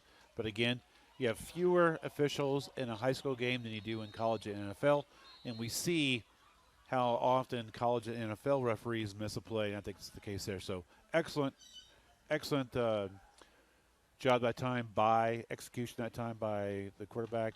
Evans did a good job getting the ball passed out quickly, had great pressure up the middle, did a good job getting it, and Jennings did a fantastic job of catching it, playing strong all the way to almost the goal line. So Southern Boone calls a timeout here, as I was saying. I don't want to speculate on anything for Dapkus, but we've seen him shaking that arm off. He was limping a little bit on that same side. It almost makes me think of, as I was saying, almost the stinger where basically you, in the layman's terms, you get your neck bent a little bit and it either stretches that nerve or pinches it, and it's a little discomfort. But I'm not a doctor. I don't claim to be one either. 4th and 1, this would be a time where we have at times been quarterback under center, and that's what, if you have that Philadelphia tush push, whatever they're calling that these days. Love. Brotherly love, yes. So might be a good time to run something like that. Be interested to see what kind of defense the Blair Oaks puts down. It looks like they have an extra defensive lineman in right now. We've seen all sorts of different plays from the Eagles. We've seen shotgun. We've seen I think we're going to see our big backfield. Yep, Dylan Niles is in there right now. So this looks like he's going to be got the wishbone with Dylan Niles. So we'll be the wishbone. There we go. He's in there. That will, no signal yet. Evans is in there. I think he is. Evans clear. Pretty much, there's nobody. Yep. Nobody except legs on the goal line. So Evans gets it in from 1 yard out. Southern Boone gets on the board. Wishbone offense, which we don't usually run. 3 running backs in the backfield, quarterback under center. First time we've done that tonight. It's the shortest point between A and B, right? Absolutely. So this quick snap to your quarterback. He picks a right or left side, gets a little bit of push from Dylan Niles, his fullback that time as well. As long as you don't do it too strong, they'll let it go. Usually not much of a legal play in high school football. So great play call, great execution by the Eagles to kind of change the momentum of this game. It's all about where that push is delivered. Right. If it's at the defense, it's different than running into your own guy. As snap is down, kick is up. Barely. Kick is good. But the officials had to duck out of the way, but you know what? Doesn't have to look pretty. Yep, it doesn't matter. It's good is good. All right, great series by the Eagles that time. Great job by the offensive line getting the space that they could. Man, the Blair Oaks makes you really work for it, don't they? That was a 13-play drive that started clear back in the tailing seconds of the first quarter. All right, hats off to our offensive lineman that time, Aiden McDaniel, junior, Hayden Inslee, the sophomore, Jonah Wall, the senior, Owen Ditzfield, the sophomore. He's been playing really well as a sophomore this year. And for the life of me, I can't find the fifth player on my roster. So maybe somebody will let us know who's wearing a different jersey than normal. But again, great series that time for the Eagles. Good execution. Great play calling by Coach Ross. Great confidence. How many was it? 3 fourth downs on that series? They were two for two. 2 for 2, one being the penalty, but I'll take it every time. So, yeah, excellent job execution. Excellent faith and confidence in your team by Coach Ross. So, all right, defense's turn. Southern Boone cutting the lead down to just a 2-score game. As Ty Talley will tee it up for Southern Boone. Side winding kick will bounce at the 20, go out of bounds. Yeah, Falcons were expecting something kind of short and shallow. They had nobody really inside the 25-yard line that time. Now they could make him re-kick it, or they'll take it at the 35-yard line. I think I'm surprised they don't make us kick that again, to be honest with you. So they will spot the ball at the 35-yard line. So Blair Oaks again leads 21-7. Let's backs. We'll send a man in motion. He will keep it himself. He'll be taken down for a loss on the play. As shooting through there, that was Ash. Yeah, Ash and Wassman also there disrupting the play. They say it was a no gain. Yeah, Falcons had everyone bunched up, nobody split out, and they're trying just to run a little quarterback up the middle. Great job by Ash and the rest of his Eagles defense. So backs will take the snap. He'll hand it straight up the middle on a hard dive right there. Ball carrier picks up a couple of yards. That's Elijah Luckett, the senior. Yeah, Jade Martin on the tackle. Did a good job coming up and wrapping up. Or was it Wassman? Wassman on the tackle that time. They were both right there, though. Just a quick hitting right up the middle, nothing fancy. They kind of offense spread out the defense at time by having split out both sides of the ball, so a little bit more space in the middle of the field. So clock stops, 6:02 left. It's 3rd and 7 as they wind the clock now, halfway through this second quarter. Backs will clap those hands once again. He'll get the snap. He'll roll to the far side. Has some pressure. He'll evade it. Throw it up for grabs. Way out of bounds. Incomplete. Yeah, again, that clock started ticking. Yeah, great job that time by Dylan Niles. Got pressure up there and got his hands up when he realized he could not get to the quarterback. You always teach your defensive linemen, get those hands up. If you can't make the sack, make the pass harder. So that time back's only decision that he could do was to throw the ball out of bounds because he covered. Got to take away some of those lanes. If you can't get there, as you said, put your hands up. Don't make it just a wide open course. Got to make him get rid of it. Does so, throws it too wide. So Blair Oaks will punt as side winding kick will bounce inside near the 30. Continue to bounce as Southern Boone will let it roll. It'll be down there. So Southern Boone defense forces Blair Oaks to punt. That is the second time tonight they have forced that. So the offense needs to find the end zone, would cut it to a 1-score game. Well, I'm interested in this series to see what Blair Oaks does on defense. Are they going to play their secondary back? Are they going to kind of force the issue? And we'll see what they do and what Eagles do. Southern Boone will have 2 receivers on either side of the series here as they start the new drive at their own 28-yard line. Going right to left as there's a pass to Ash. He has got 5 yards. He coughed it up, but they say incomplete pass.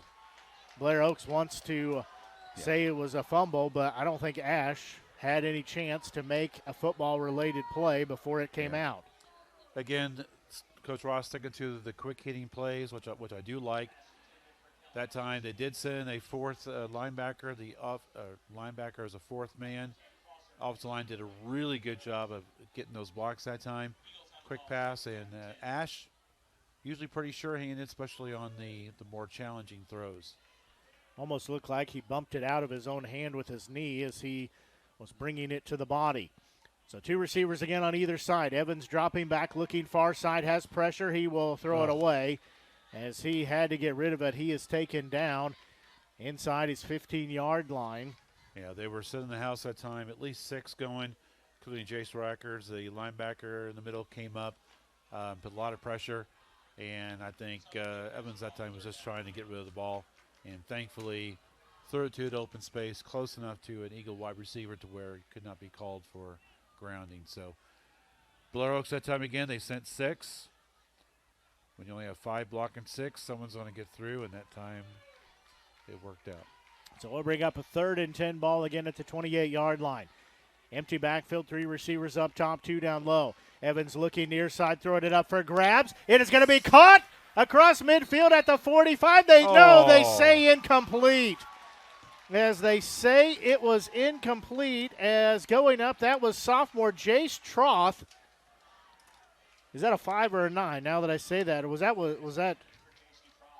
Yep, that was Troth going up for it. They say he was out of bounds. Yeah, great job by the offensive line. They only sent to 4, but got up there high. Great pass, great initial catch. Great job by Wilde, number 11 on defense, get his hands in there to break that pass up. So Southern Boone will punt it. Pressure coming. Side-winding kick will bounce over the Blair Oaks sidelines. Yeah, good pass or good punt rush that time by the Falcons. They had at least 2 or 3 guys back putting pressure, and the punter felt it, to say the least, and kind of quick kicked it as much as he possibly could. So, all right. Blair Oaks will take over on their own 48-yard line.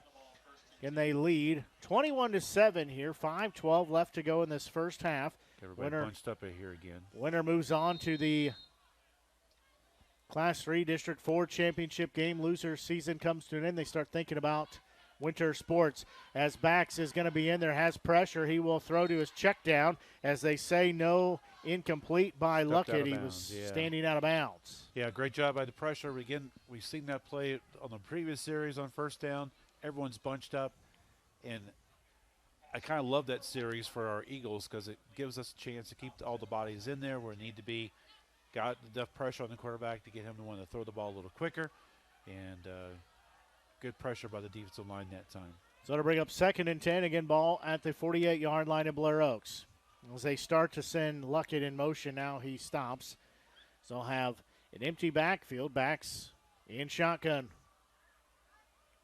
4 on the play clock. Now they'll send the man in motion. That's Luckett dropping back. Looking downfield, receiver wide open. He will make the grab and be taken down inside the 10. As that was busted coverage there. Was that Klosser with the grab? Yep, that was Klosser. That's almost a 50-yard play right there. Yeah, we hadn't called his name much, and we normally do. So, again, they kind of lull you to sleep on the run, and then next thing you know, they're throwing the ball over your head. So, great execution that time. So it'll be 1st and goal up under center is Bax. He will give it to the first man through, who will fall forward. He'll be short of the goal line, but not by much. Yeah, nothing fancy that time. Just a quick handoff up the middle that time to number 15, Capper, and same play. Same play. They'll give it up. He will be in there for the 1-yard touchdown run. Plenty of room. Yeah, great job by their offensive line. Made big holes. When you get to the end of the second quarter, when you're able to rotate a lot of players, you're a little bit fresher, and that's what we're seeing right now from Blair Oaks that time. So Kerprin takes it from 1 yard out. That's a new ball carrier we have not mentioned. Yeah, this season. Usually plays a lot on defense. But as you can see, he's very effective as a runner as well. He's a big body. He's a good 6'2", 200 pounds. So in high school football, the 3A level, that's a big lineman or big running back. So it's a 4-play, 52-yard drive. Comes with 4:28 left to go in the first half. as that will extend Blair Oaks' lead here as they lead by a 28-7 score. Did they say that PAT was no good, actually? I'll be honest, I wasn't paying attention. I was looking at it, but they haven't put it up on the board. All right, we'll take it.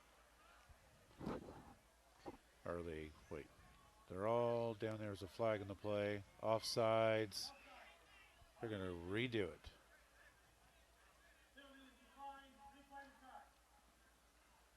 Penalties decline. You can't decline it and then replay the try.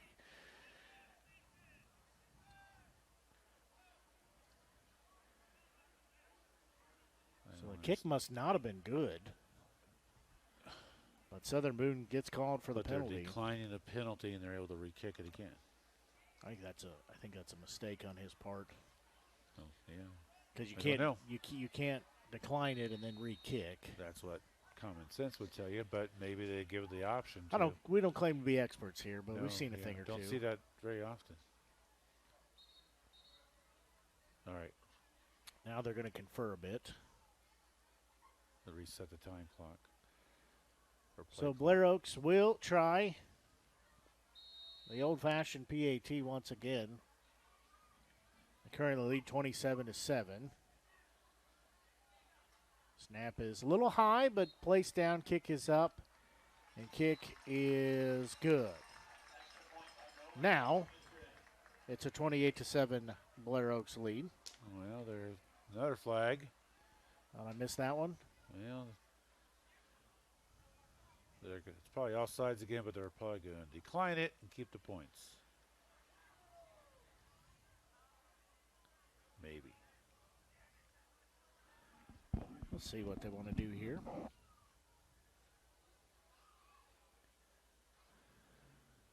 Officials concurring here. Guess I should say conferring rather than concurring. Yeah, Do they wave it off? Well, it didn't make the official wave off, but need the Jeopardy theme here as we wait. Need to work on that. So the White Hat's going to tell us in just a second.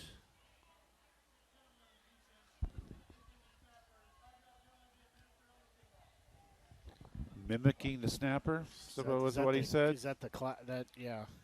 Must be the clapping again. Yeah. Okay. Well. All right, Chase, you're due, buddy. Let's see if you can break one this time.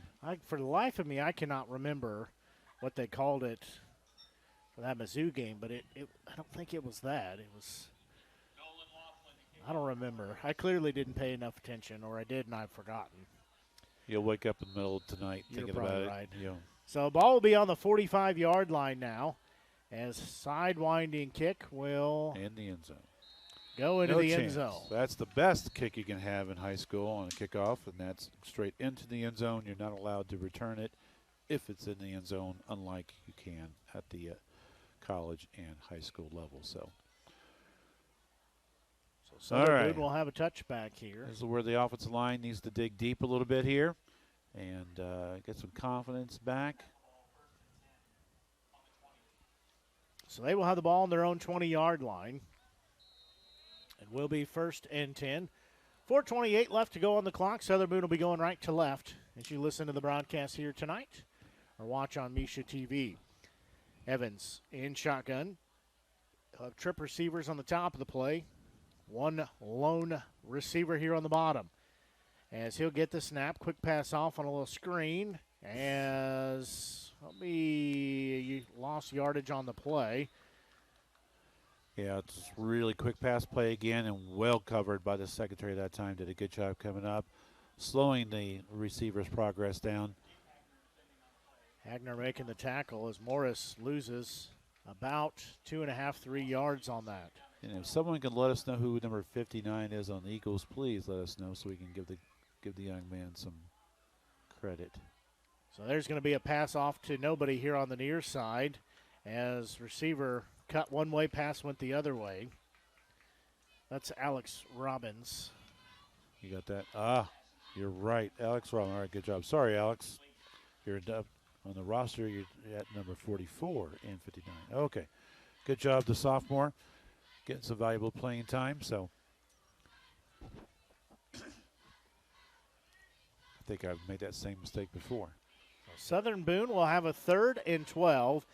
Again, 2 receivers up top, 2 down low. So Evans will be in shotgun formation. 6 on the play clock as we got movement. We'll see who it was jumped first. Fortunately, I think it was Southern Boone.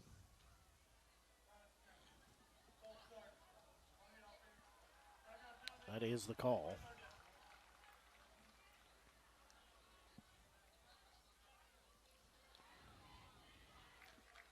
So we'll bring up 3rd and even longer, but as I said, that gives them more room to work with.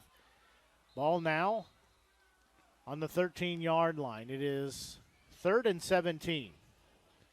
Evans gets the snap. He'll drop back. He'll step up in the pocket. He'll keep him himself. A lot of green grass. He'll have the first down as he is taken down from behind, gains about 19, 20 yards, moves the chains. That time, Falcons ran a cover 2, so 2 safeties really deep, about 15 yards deep.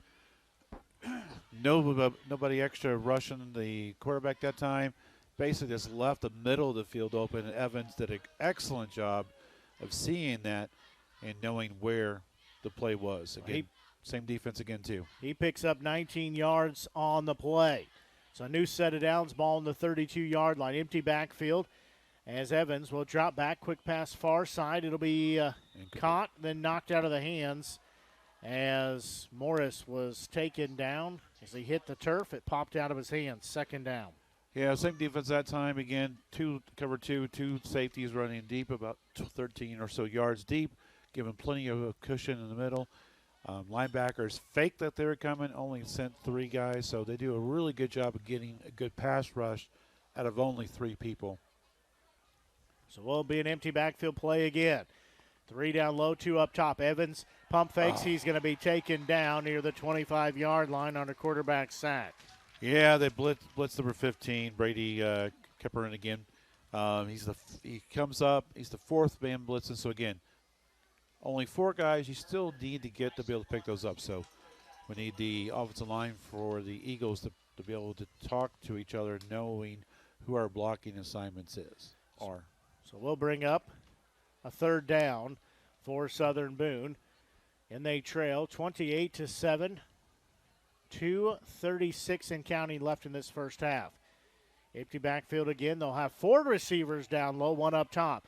As Evans will keep it himself, trying to take it up the middle. He'll have 10 yards at the 40, still trying to stretch it out. He's got have close to say he's got the first down. Yeah, it's that time, like you said, spread people out. You had guys lined up about 3 yards from the sideline that time, really trying to get the secondary spread out. The same play we saw earlier on the 3rd down that he previously ran. Only 3 guys rushing. Cover 2 safeties are playing deep, so plenty of room to run, and he did a good job making the first person miss him. Ball on the 42-yard line. Quick pass to Bassnett. He'll make the first guy miss. Spin move. Still on his feet. He will have nearly 10 yards as he's taken down. Looks like about 9.5. Yeah, offensive line's doing a little bit better job that time. Only 3 linemen rushing. They did a good job picking up the blocks, giving them plenty of time to make that pass. And Bassnett did a great job of making at least 2 people miss on the whoop, whoop. So good job by the young man. They say move the chains. Ball on the 47-yard line of Blair Oaks. There's going to be a pass tipped too tall for Dapkus as they split him out from the backfield. Too tall for him, but he's 2nd and 10. Yeah, that time Blair Oaks is like, okay, we're getting tired of this, so let's send a couple extra linebackers. And Ross had the ideal play call. Again, a quick pass. Whenever you have a blitzing linebackers, plural, you want to try to get the ball out of there quickly, and he did. It was just a little bit too high for the receiver to Actually, catch it. Travers Hunnell there instead of Dapkus. So to bring up a 2nd and 10, ball at the 47-yard line. Twin receivers either way, 1 back. That's Hunnell in the backfield. They'll send Ashton motion to the far side. Evans has pressure. He slips. He'll be taken down inside the 40. I will say, though, that's almost a personal foul penalty there because you don't have to crash into the quarterback when he slips and falls. You just need to tap him. You don't have to do anything, actually. Yeah. Once you're in high school, once you're once you've given yourself up or you've got a knee into the ground. So that time, our young offensive line missed the block that time. Looks like a couple of the linemen were talking to each other, so it looks like someone did not know what pass protection they were running. So it's third and very long here as a pass across the middle will be caught by Ash. He will have the first down and more inside the 30, down at the 25. Now that time the lineman did a great job of getting everybody picked up, and great play call. Haven't done much over the middle the last on this series, so good job on the post pattern to the inside wide receiver. Great pass, great catch, great run after the catch. So nice game by the Eagles. The ball on the 25-yard line. Southern Boone converting a crucial third down there. Evans looks far side, pitches it off into the hands of Ash. He will get about 5 yards before he runs out of real estate, bring up a second. Yeah, and great play manageable. call again. They sent a blitzing linebacker, defensive back from the far side of the field. Did the quick 5 and out to that side of the field as well. And good job getting up field, getting the ball out of bounds with 59 seconds left. They should have at least one, or they got 2 timeouts? Just one timeout? Okay. Blair Oaks has all 3 as Southern Boone trailing 28-7, 59 seconds left before halftime. 2nd and 5. Southern Boone does get the football to start the second half of action. So they'll split the back off. That's Hunolt as Evans rolls here to the near side, looking downfield, throwing it up for grabs. It's going to be intercepted in the end zone. Again, they only sent 3 people, and they get great pressure from just sitting at 3. So hats off to the defensive lineman doing a really good job getting upfield, beating the blocks, causing Evans to have to throw the ball a little earlier than he wants to. And that time he stood up for grabs in the back of the end zone. And Grildy getting the INT. Called his name a lot tonight, haven't we? He's been a busy. Both sides, offense and defense, has done a great job on defense especially. He's been a busy Falcon, to say the least. So Falcons will get the football on their own 20-yard line following the interception. They'll have 3 receivers up top, 1 down low as they will go left to right. As Bax will keep it himself, he'll pretty much tuck it immediately on the far side, trying to work it up. He'll get 3 or 4 yards. Bring up second down. I'll probably see the same play again, too. They do have to run one more play. They're not going to do anything where they throw the ball, risk any interception or anything. So I'm sure he's going to snap the ball toward the end of the play clock and probably going to keep it himself. So again, empty backfield. They'll have twin receivers on either side. Bring up 2nd and 7. They will bring one of the receivers in closer. And Bax will drop back, has some pressure. He's going to be taken down at the 10-yard line. Dylan Niles shooting through there to get the sack. Yeah, great job by Dylan Niles getting through there. Looks like he got through double team that time. Did a good job getting his hands up. And I was kind of shocked to see them even risk the throw there and almost risk a fumble. Yeah. Inside their own 10-yard line. So good job by Dylan Niles. Good job by the rest of the defense not giving up. Eagles are still playing hard. So that takes us to halftime as that big-time sack right there by Niles. As we go to halftime, it is a 28-7 score here at halftime. Blair Oaks leading Southern Boone. We will take a quick break and get into our halftime show as you are tuned in to broadcast coverage of MSHSAA Class 3 District 4 semifinals action here on the Show Me Sports Network. Whether it's balls and strikes, fouls, or flags, your referees and game officials are a vital part of high school athletics. If you've ever tried your hand at officiating, you know how hard these men and women work, and you certainly know that they would never miss a call intentionally. Keep these things in mind as you attend sporting events. After all, respecting officials and authority figures is one of the most valuable lessons that we could teach our students. This message has been brought to you by your friends at this local radio station and the Missouri State High School Activities Association. Buffs RV is your locally owned and operated RV dealership in Festus, Missouri. We've been in business since 1972, with several of our employees having over 30 years experience each in the industry. We strive to put customer satisfaction first and foremost. Buffs RV has a well-stocked parts inventory with our main focus on our service department. Call us at 636-937-9183 or stop by and see us at 2085 US 67 in Festus. Whether you need advice, parts, or service, and everything in between, Buffs RV, where your adventure awaits. At Centurion Cares, for more than 3 decades, their focus has been on exceeding customer expectations for contact center software solutions. Their innovative communication solutions include utility interactive voice response software that allows for smart communication features that let your utility deliver superior customer service 24/7. They also provide other streamlined services like automatic call distribution, automated customer callback, reporting, and quality assurance. To find out more about how Centurion Cares can help your business, call them at 727-421-5300 or look them up online at centurioncares.com. Centurion Cares, innovative communication solutions. Attention Eagles fans, here's your chance to help the student athletes of Southern Boone County by becoming a member of the Southern Boone Booster Club. Your gifts help provide all Southern Boone County athletes with a safe and positive experience while attending our school district, and also help purchase items that our sports team couldn't otherwise afford. You can join the Southern Boone Booster Club this season for as little as $25. Membership is open to everyone. Interested in joining? Look them up on Facebook by searching Southern Boone Booster Club or email them at sbcathleticboosters@gmail.com. Let's go Eagles! Fans, when you attend a high school game, do you stand at attention during the national anthem? Do you cheer a good play by the opposing team? If your team loses, do you take it well in stride? If you have answered yes to any of those questions, you are showing positive examples of sportsmanship. Don't forget that when you attend high school events, young eyes are watching you for examples of acceptable behavior.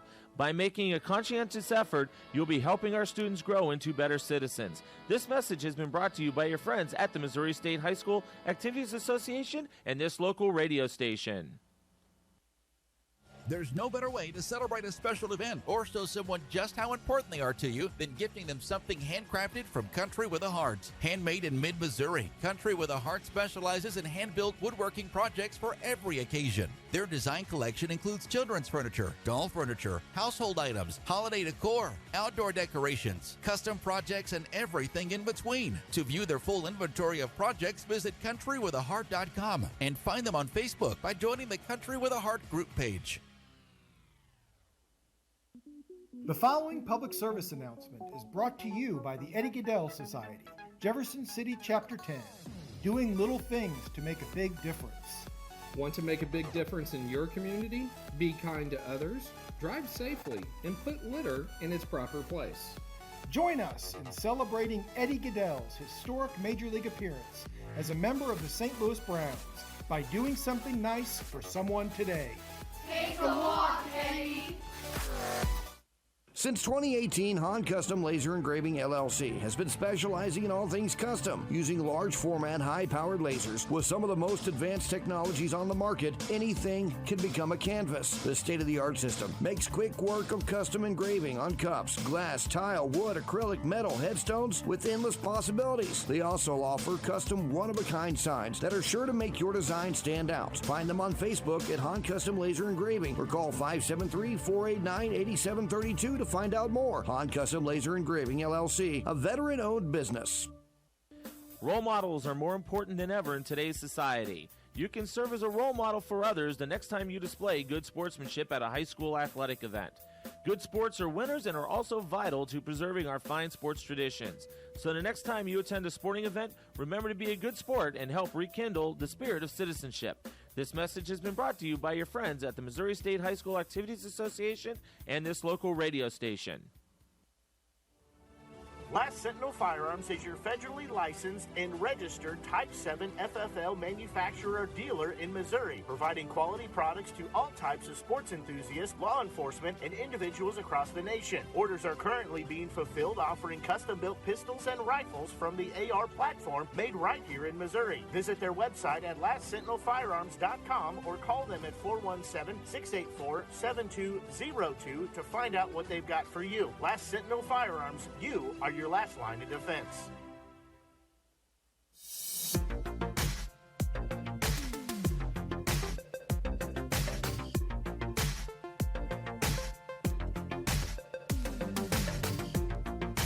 Hey Eagle fans, it's Lindsay with the Southern Boone Athletic Booster Club. Good luck to our football Eagles tonight in their second round of districts as we celebrate Friday Night Lights. Tomorrow, our cross-country team members, Alex Volkart, Kaylin Patton, Brian Burns, and Brian Kitch will compete at the state meet. Good luck. Our community is so proud of you. Thank you to all the members who volunteered in the concession stand throughout the season. Your assistance was greatly appreciated each and every time. Our next monthly meeting will be Wednesday, November 8th at 6:30 in the high school commons. Everyone is welcome to attend. Memberships are still available, so sign up to get half-price admission for the rest of the school year. As always, Go Eagles!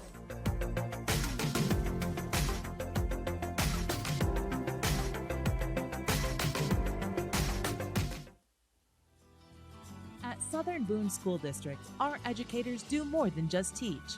Lives are being shaped for the future before they even enter a classroom. For students to succeed, it takes an entire district-wide team. Our students need you.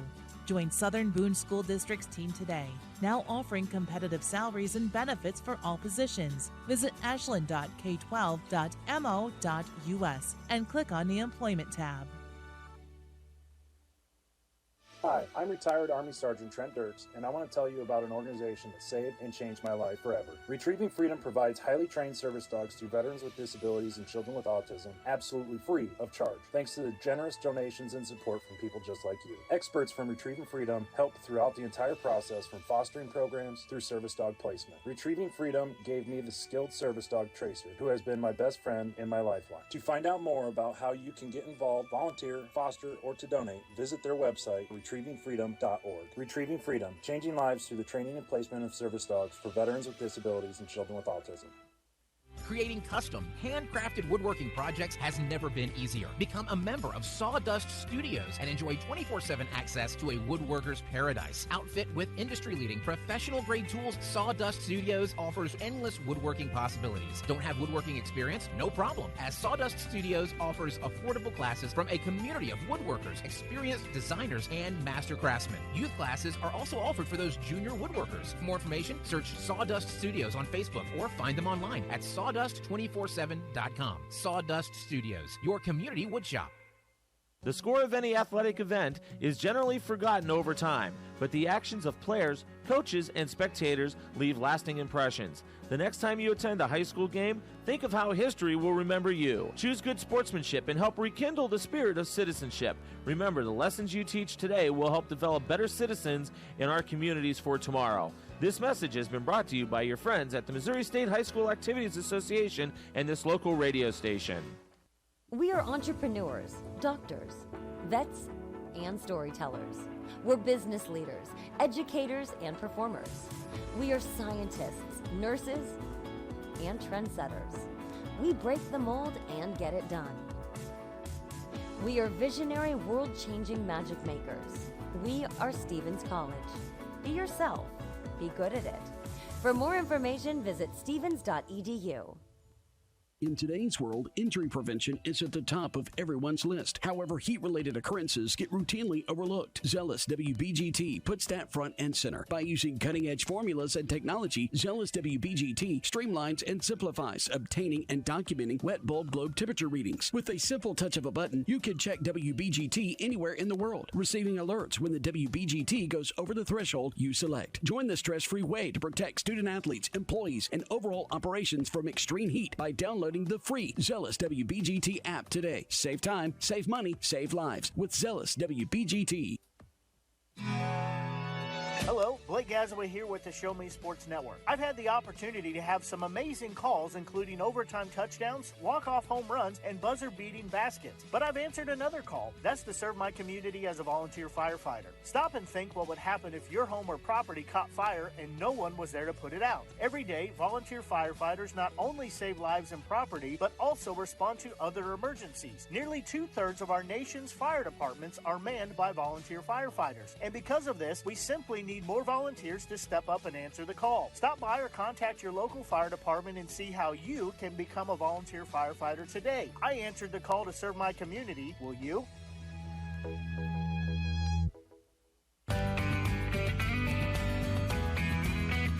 Well, both teams still in the locker room here at halftime. As A little bit extended halftime here for the district game. This Misha Class 3 District 4 semifinals round, as it's a 28-7 advantage in favor of Blair Oaks, as we will tell you how we got to that point. As Blair Oaks got things started by an 11-yard touchdown run by their quarterback in backs. The PAT was good. That came with 10:59 left in this in the first quarter. That was a 4-play, 62-yard drive that made it 7-0 in favor of Blair Oaks.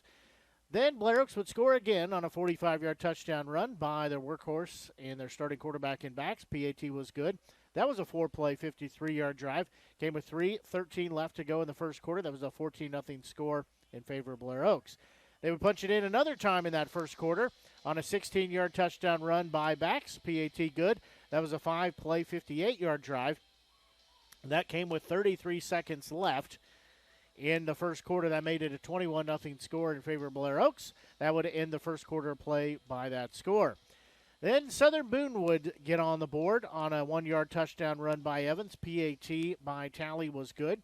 That was a 13-play, 69-yard drive that took nearly 6 minutes in length. That cut it to a 21-7 score in favor of Blair Oaks. Then Blair Oaks would score on a 1-yard touchdown run by Carpin.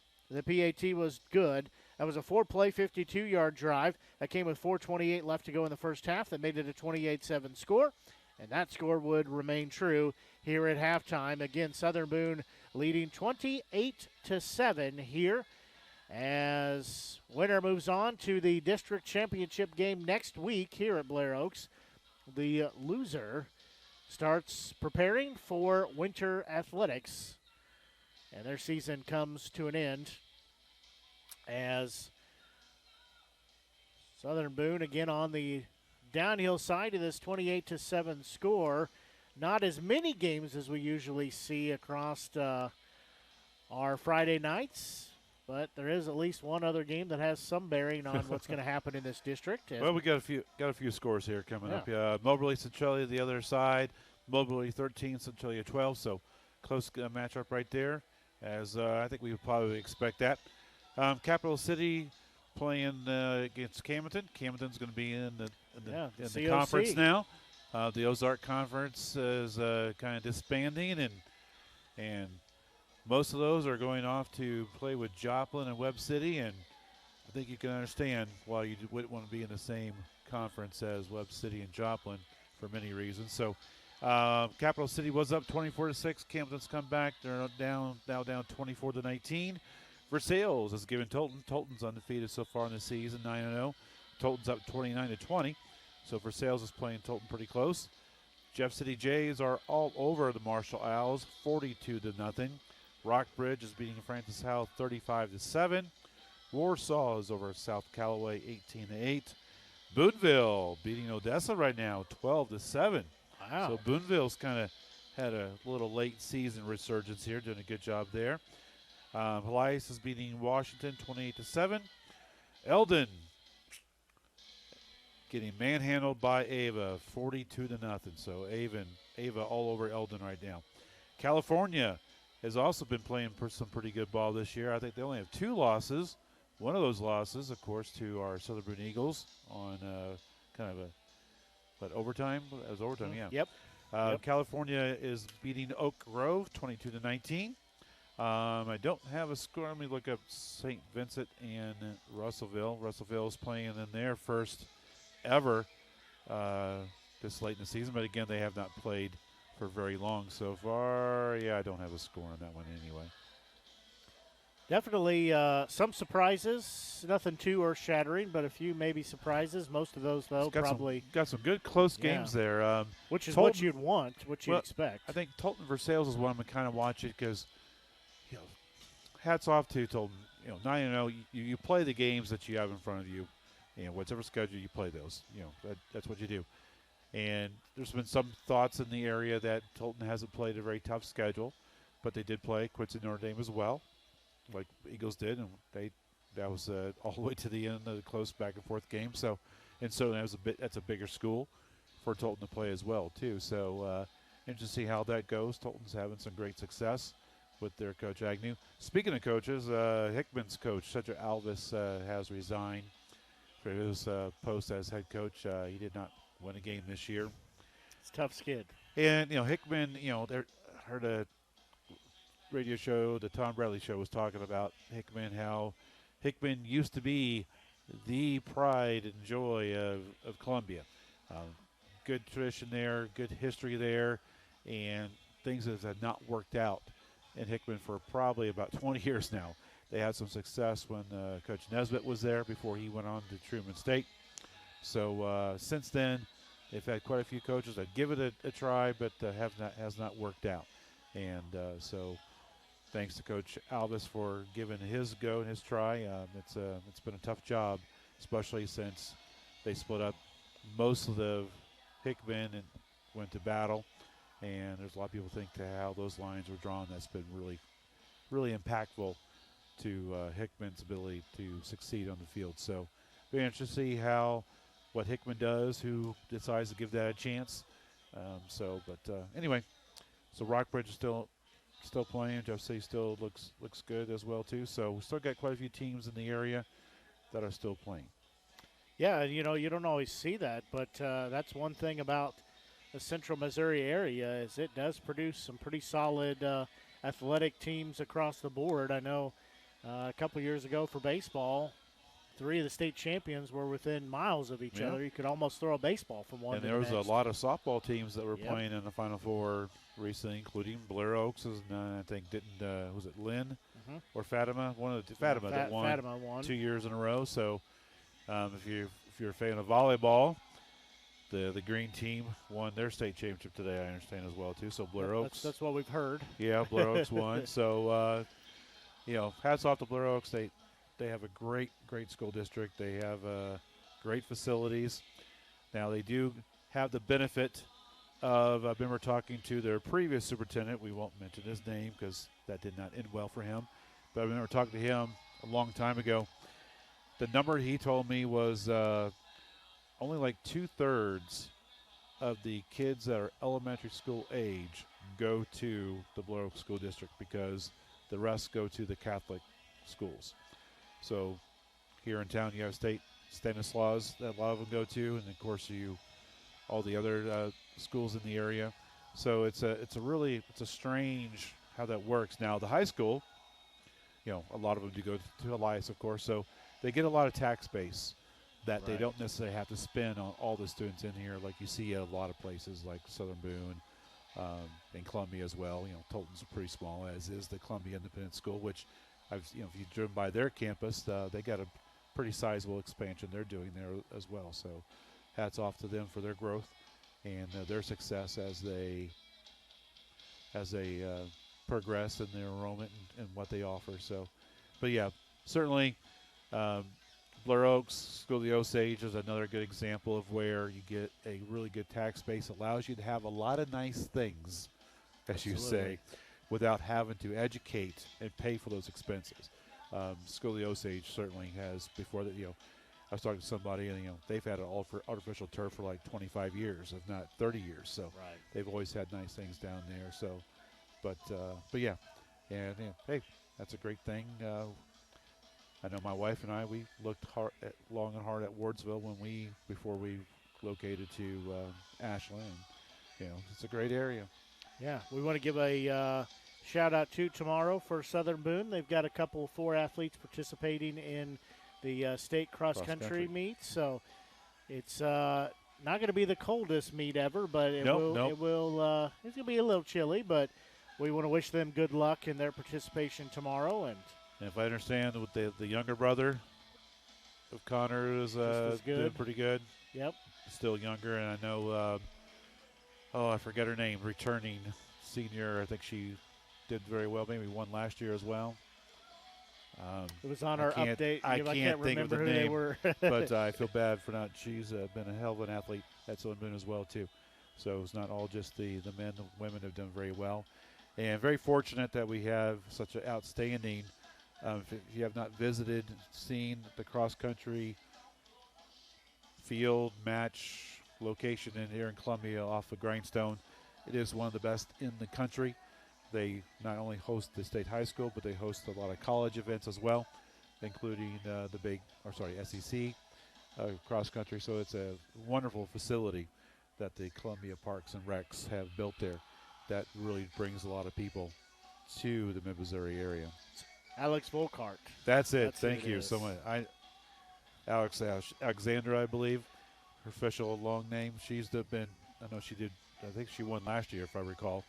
So good luck to her tomorrow, and getting a second chance to do well. Or maybe she won the 2 mile on the track. Maybe. I know she's a state champion at something. I think it might have been track last year. But excellent athlete. So good luck to her tomorrow and the rest of the Eagles cross-country team. And all of the Southern Boone teams having good years. Softball playing in making it to the second round of their district tournament. Volleyball doing well. Soccer. It's good to see these programs for Southern Boone starting to get some vibrancy. The volleyball team, I understand, from a man up above, Mr. Young, up on top of the booth. Anyway. Either way is good. Very young team. His daughter's middle school, but young team, and they're expecting great things from the volleyball team in the future. So good luck to them, and good luck to all the basketball winter sports who started practice as well.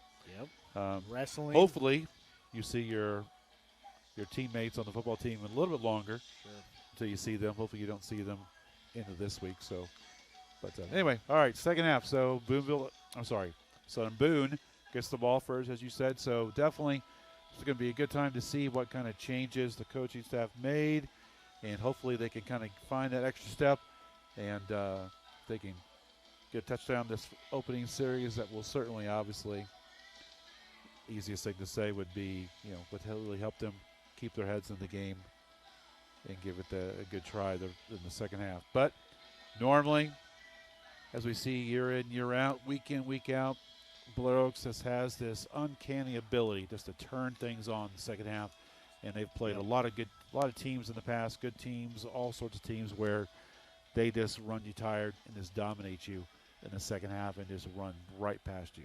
Blair Oaks has that, as you were saying, that ability to almost look like it's a whole new team that's come out in the second half. But I think for Southern Boone right now, the two big keys for me is, when they put together a drive, that touchdown drive they had, it was a 13-play drive. Yeah. So if they can sustain it, it gets them down the field, and they've done well. But also for Blair Oaks, they've had 3 scoring drives of 4 plays and 1 of 5 plays. So the defense doing a good job for the first couple, and then they just give up that big play. Well, I think the issue there is if you're Coach Garris, you have to you're undermanned by the depth. You're undermanned a little bit. It's an outstanding program, so you have to call us some risky blitzes, some risky defensive schemes. And like I said before, in the first half, high risk, high reward, and high loss. So, like for example, I believe it was at a 4th and 1 where backs took it 45 yards to the end zone. This got through the first line, and that happens. So certainly, I think if you are the Eagles, you have the ability for these game-busting plays. We haven't seen much. We saw that one kickoff that went pretty far, but so we can somehow take advantage of getting some big plays, because it's awful hard to come up with 13 plays on a series against a good defensive team like Blair Oaks. Like we mentioned 2 weeks ago, Blair Oaks defense has been playing together. They have at least 7 starters by my recollection count that have been starting for 2 to 3 years, including number 15, their middle linebacker. Yeah, I think they came out of the womb playing football. They basically did. That's just what happens here at Blair Oaks. LePage has been great about playing a lot of players. He's not afraid to play a ton of sophomores. Sophomore quarterback right now. Dylan Hare started as a freshman quarterback, actually. So, he's not afraid to play young players, and he'll play a lot of them. And as you can see, if you look at the sideline, there's a lot of players out there on the field. So they do a good job of getting those people in the right places, getting prepared, and do a great job of developing these players through junior high to high school. Well, Southern Boone will get the football to start things off here in the second half, as I think for Southern Boone, they really have to find a way to get a drive and get in the end zone. Yeah. Give them kind of a boost in the Could use arm. a good spark right here, a good return, good solid return to kind of keep their attitude, spirit up, energy up would be good. So Laughlin will tee it up for Blair Oaks.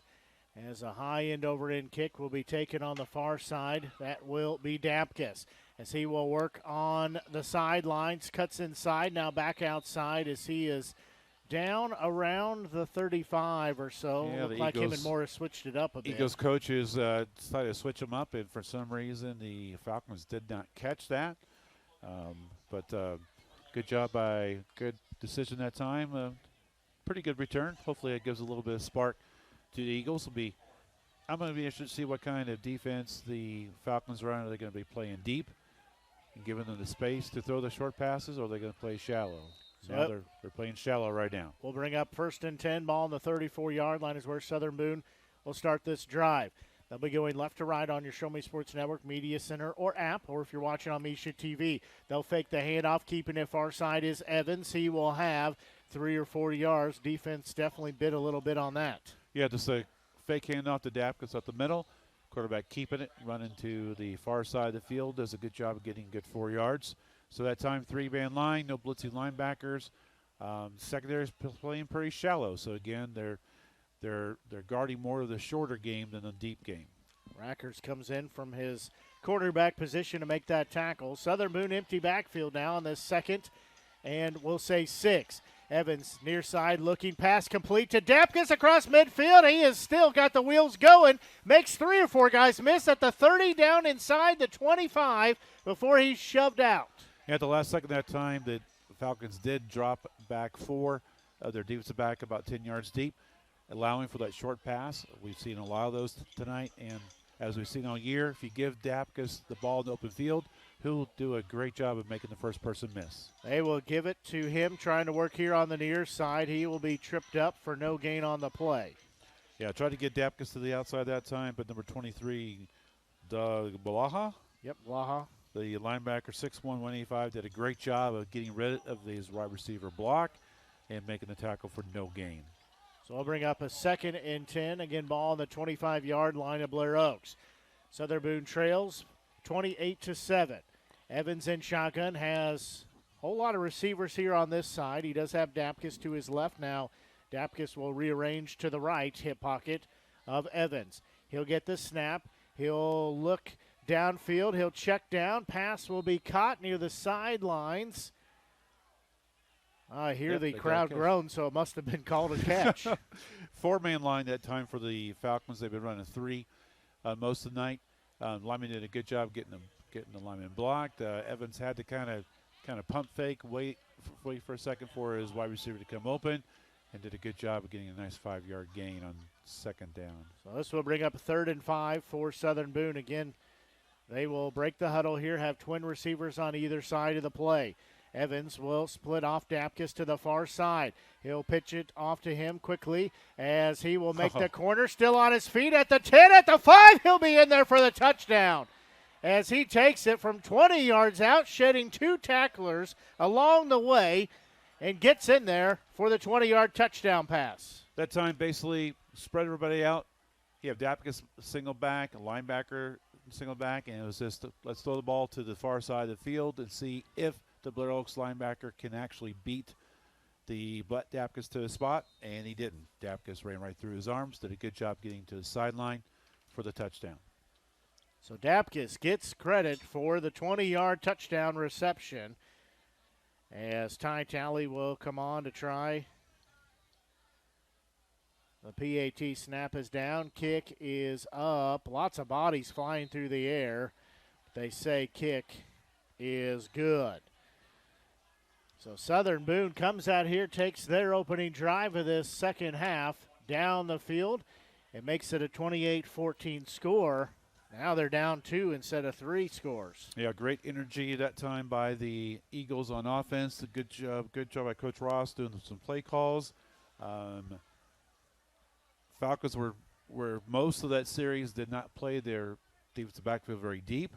Did not see a ton of blitzing that time, so that gave Evans plenty of time to get the ball out.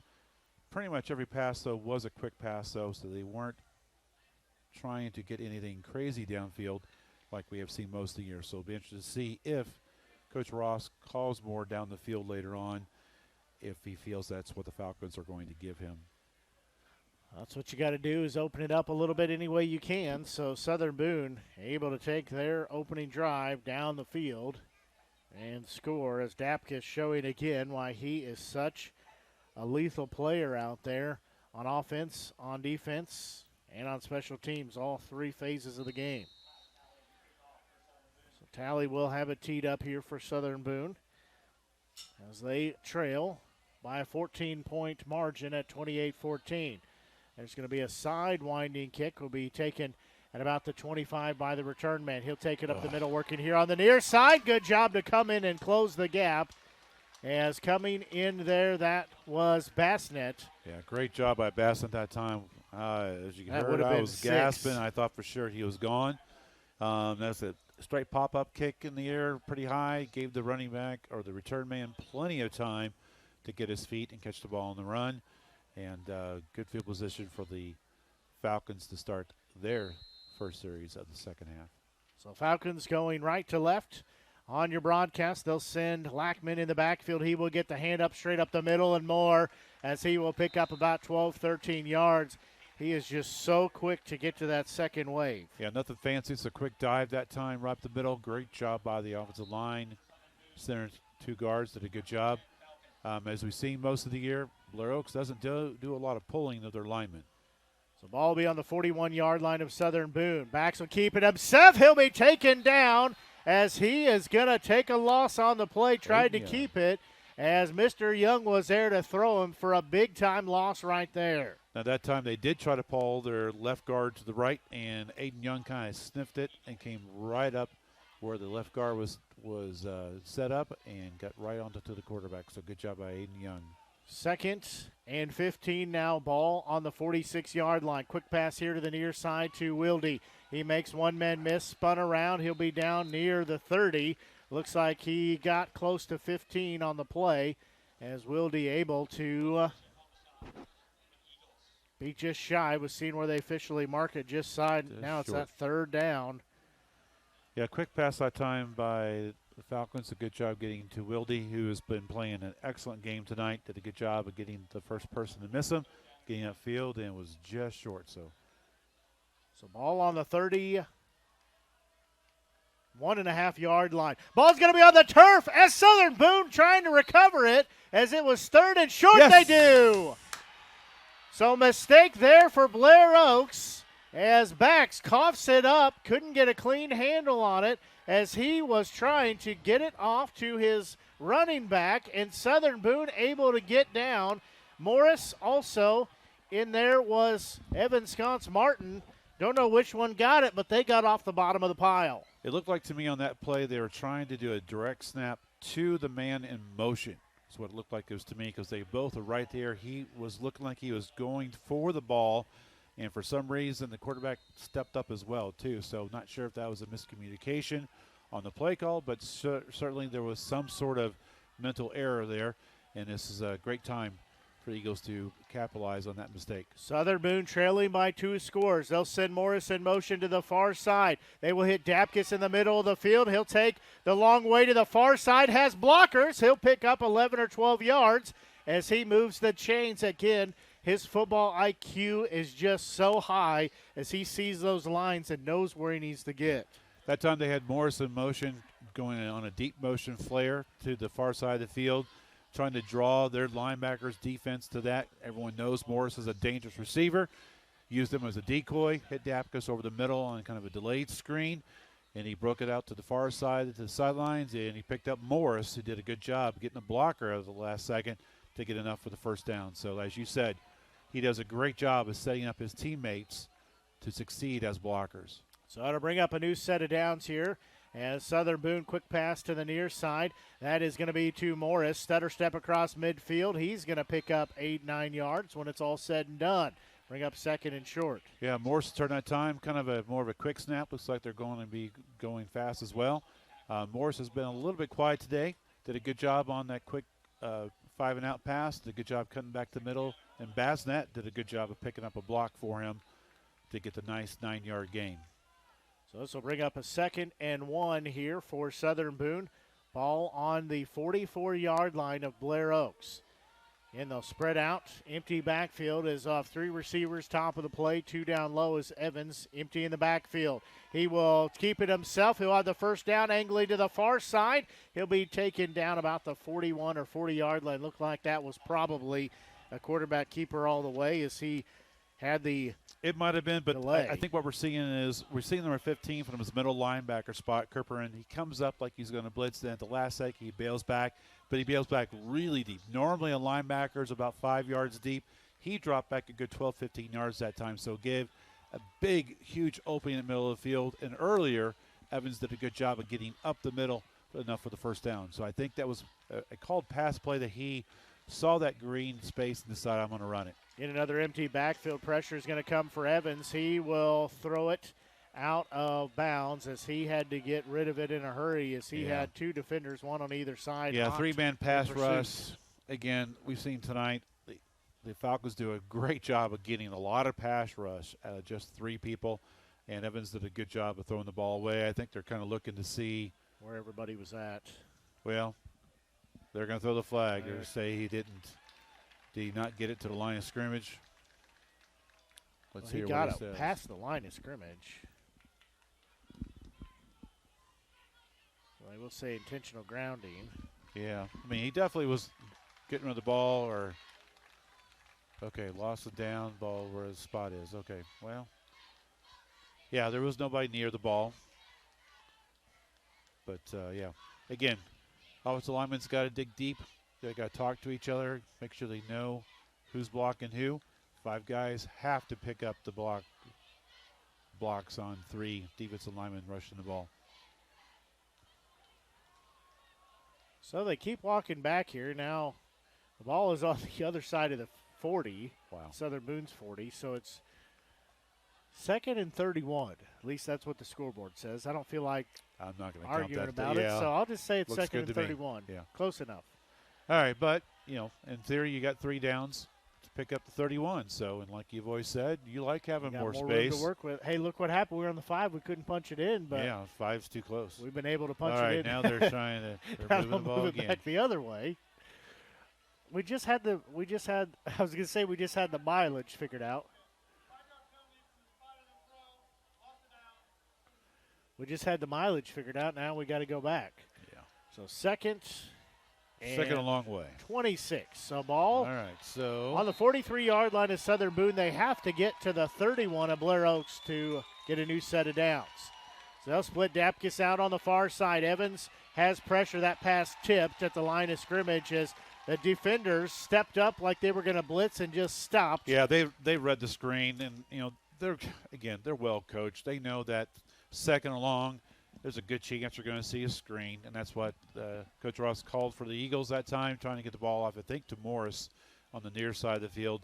And number 9, Bryson Varner did a good job coming up, 6'3", 220, but 6'3" is the important part because he got his hands up and tipped the ball. He read the screen, retreated to get back to where the screen lanes were. So great job by number 9. So we'll bring up a 3rd down and 26 for Southern Boone. Empty backfield. Evans dropping back. Varner has some pressure. He's going to get the pass off somehow, and it goes out of bounds as Evans takes a big shot there as Varner was quickly in his back between those numbers. Yeah, better job on pass blocking that time. They only rushed 3. Number 15, the middle linebacker, kind of stayed a little shallow. I think that time he was acting more as a quarterback spy, which is a good defensive play call because Evans has the ability to run well, and 15 is their best defensive player. He did a good job spying, keeping the run away from Evans, and Evans just did a good job of throwing the ball downfield, trying to get the best that he could. So Southern Boone's going to punt here as Blair Oaks does bring some pressure. Sidewinding kick is going to bounce at the 35 inside the 30, and we'll be down there. So that is where Blair Oaks will take over after Southern Boone gets the fumble but cannot do anything with it. Blair Oaks will have the ball back. Yeah. 9 players just came off the sidelines for the Falcons that time, so that's what we see. They do a great job of playing a lot of players, and this is the time of the game where that advantage really shows great dividends if you're a Falcon. So Bax will be in shotgun. He'll have a back behind him. He will keep it himself, dart outside, now cut back inside, pushing the pile, still on his feet. He'll pick up about 11 yards, be down at the 40. Yeah, what an awesome run that time. Good job by the Eagles at first. They kind of hemmed him in, did a good job of making him stop, change directions. But, again, he's a great runner with the ball and did a good job of breaking tackle. So a new set of downs here as Southern Boone has some pressure. That pass was off the money, almost intercepted. Bishop hits the turf trying to dig that out, incomplete. Yeah, it's really probably the first pass play that they've had that really has not gone for a great amount of yardage. Their passing game's been very effective today. They haven't thrown the ball a lot because they haven't needed to because they have such a strong run game.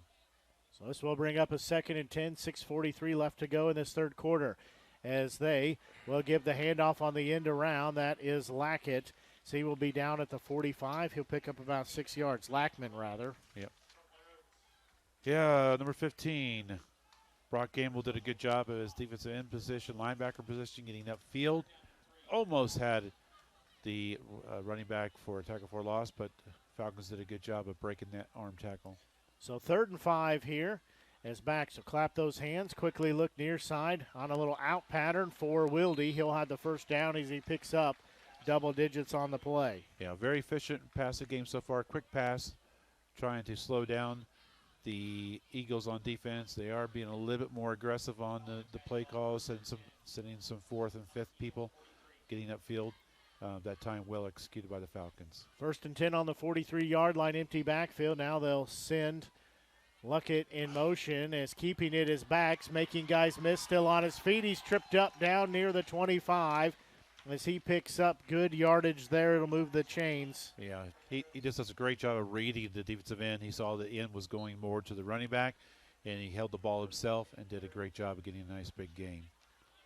So Bax this time will hand it off as tripped up is Luckett as he is tripped up and slides down. That was Bishop with a touchdown saving. Same play tackle. again. They've run the same. They've run that ball that same play 3 times in this series on the there. other side.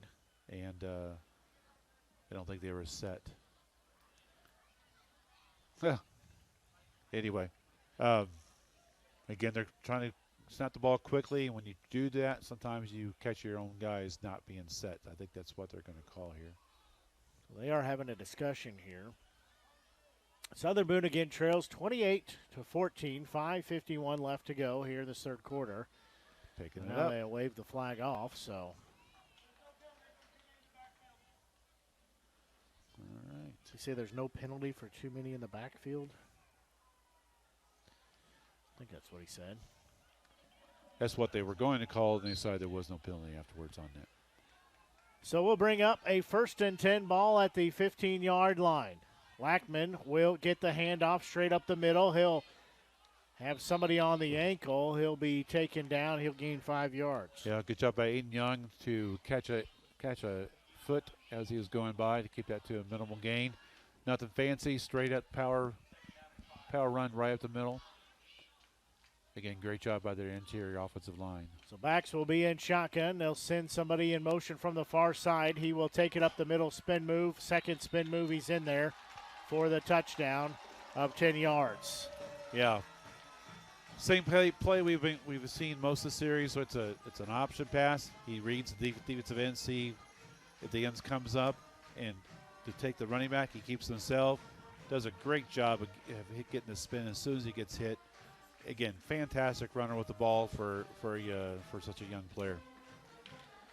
So he takes it in from 10 yards out as they will come on to try the PAT here. Snap is down. Kick is up. Kick is good.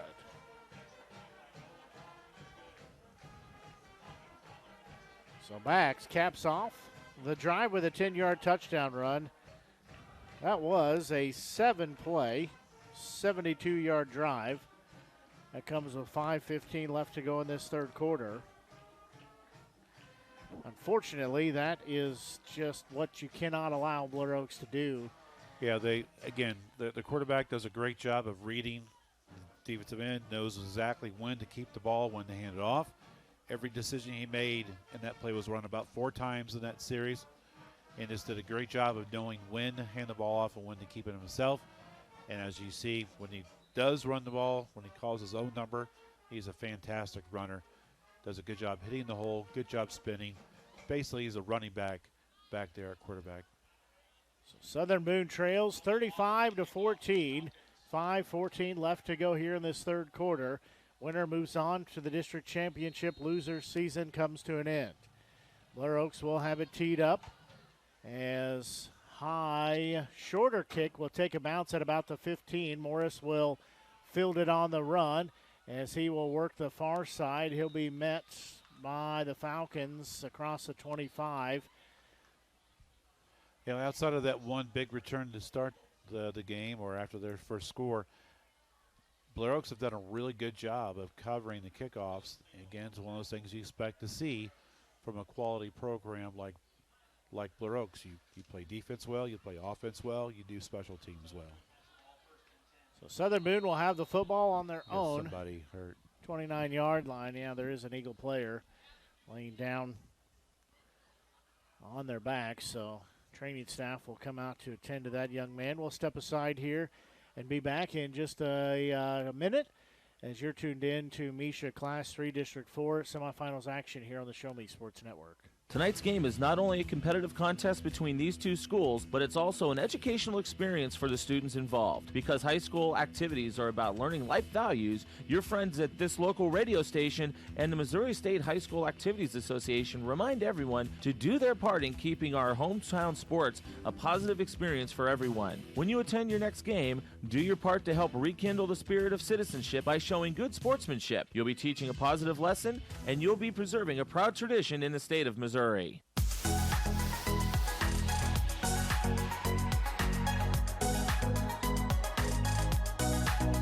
Chase Morris, the injured Eagle, shake it up on that play. He was helped up and did walk off with some assistance, but he did walk off under his own power. So Southern Boone will have everybody in tight here as they start on their own 29-yard line. Evans will be in shotgun. He will have a running back in his left hip pocket, as I'll have 2 receivers on either side of the play stacked up very, very close to the line of scrimmage. As he'll drop back, look far side, he'll keep it himself as he will be taken down for a 3 or 4 yard loss there. Bring up second and long. Yeah, great coverage. The secondary of the Falcons that time. The offensive line did not hold the pass block for long enough, and Evans had to bail out. And that time, again, number 15, it's just being a quarterback spy.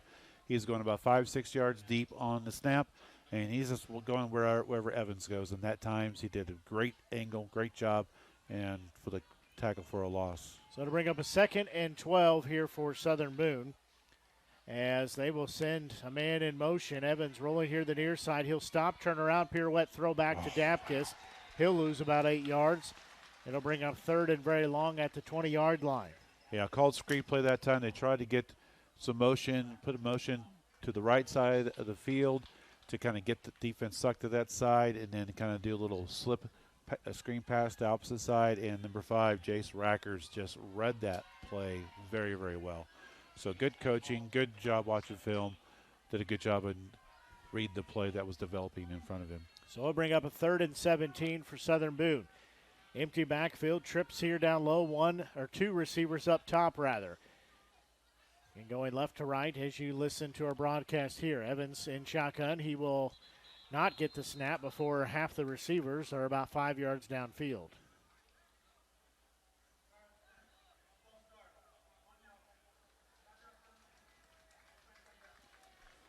So it'll back him up even further. 3rd and 22 now. Long way.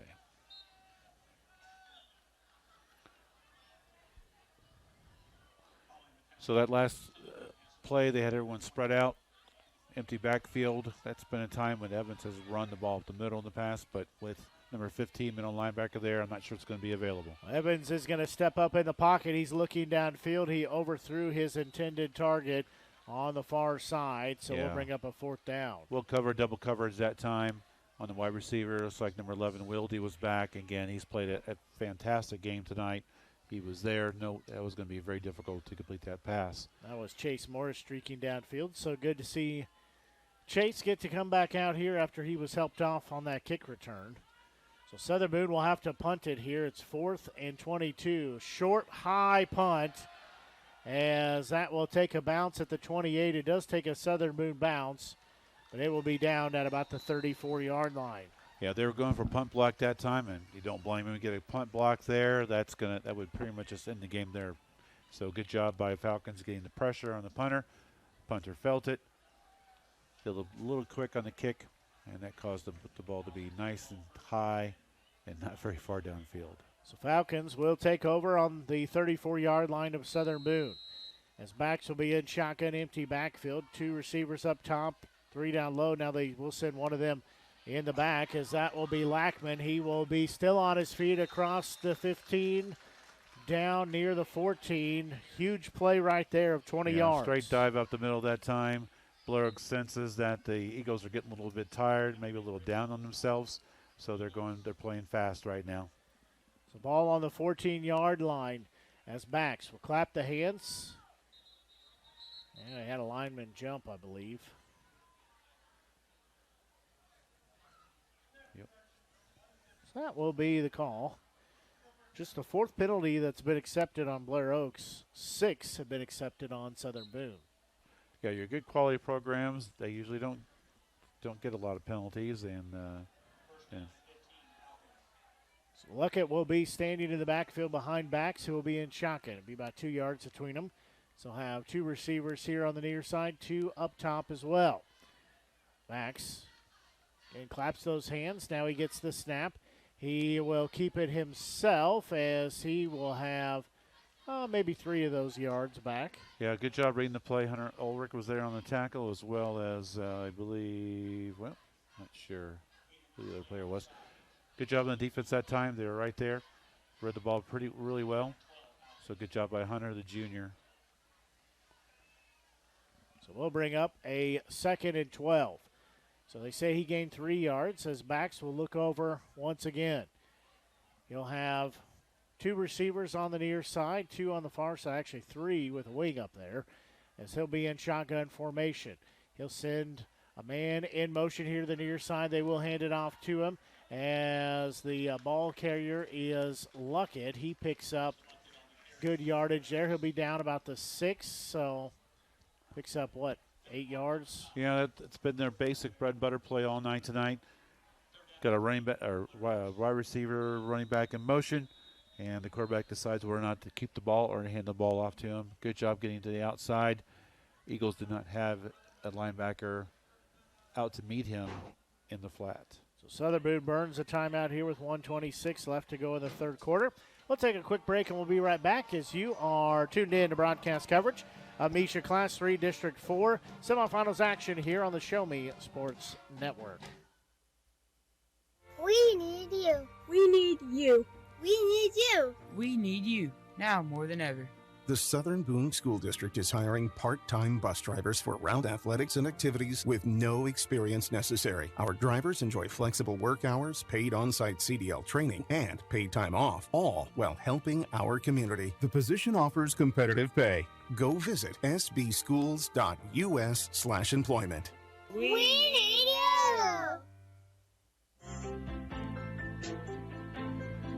Just past 9 o'clock here on the Show Me Sports Network, about 3 minutes past 9 o'clock. Blake Gasaway joined by Mike Freeze, bringing you broadcast coverage of MSHSAA Class 3 District 4 semifinals action here tonight.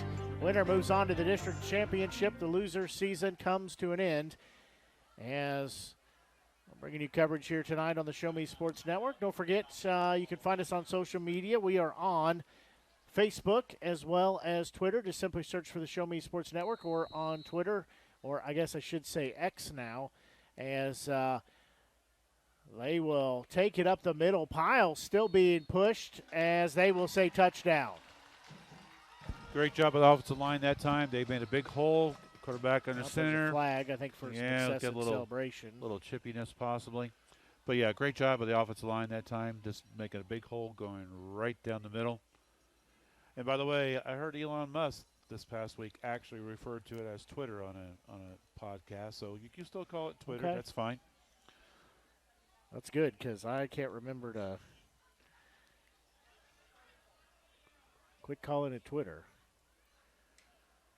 So officials are having a conversation, but you can find us on Twitter at Show Me Sports Net. Not enough characters for networks, so Show Me Sports Net is on there on Facebook or at Show Me Sports Network. You can also find us on YouTube. Of course, that's where we usually put our game broadcast. We do put them on there, but postseason play, it has to be carried on Misha TV, so you can see archive games on there that we do. Clear back from the very first game we did, well, it feels like a long time ago, but would have been the summer of 2021 is when we got things started with the network. So you can find those games on there as well as for our broadcast usually on there. But you can always subscribe to it. We'd appreciate that if you would click.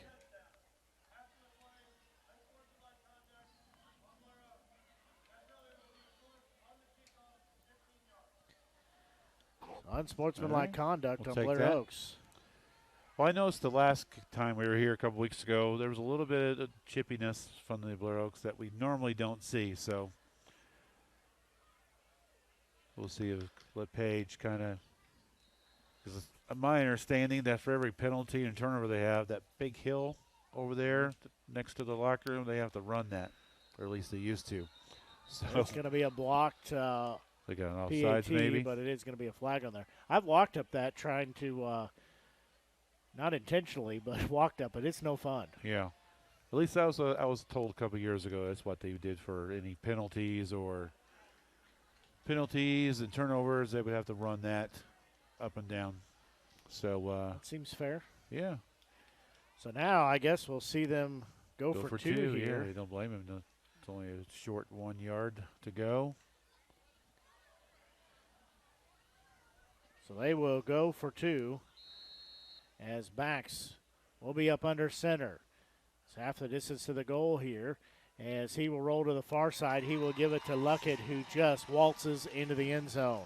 Yeah, that time they actually did pull a lineman from the left side to the right side, but the lineman had nobody to block. So number 17, Justin Katie, pulled 6'1", 255. He pulled to an empty hole with no one to block, and the running back went right behind him. So great play call.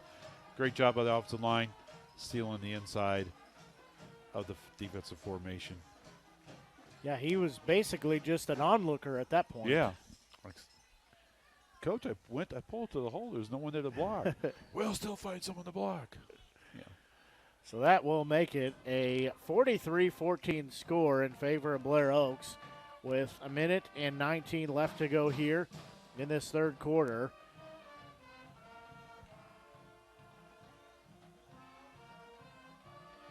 They have lengthened that lead out.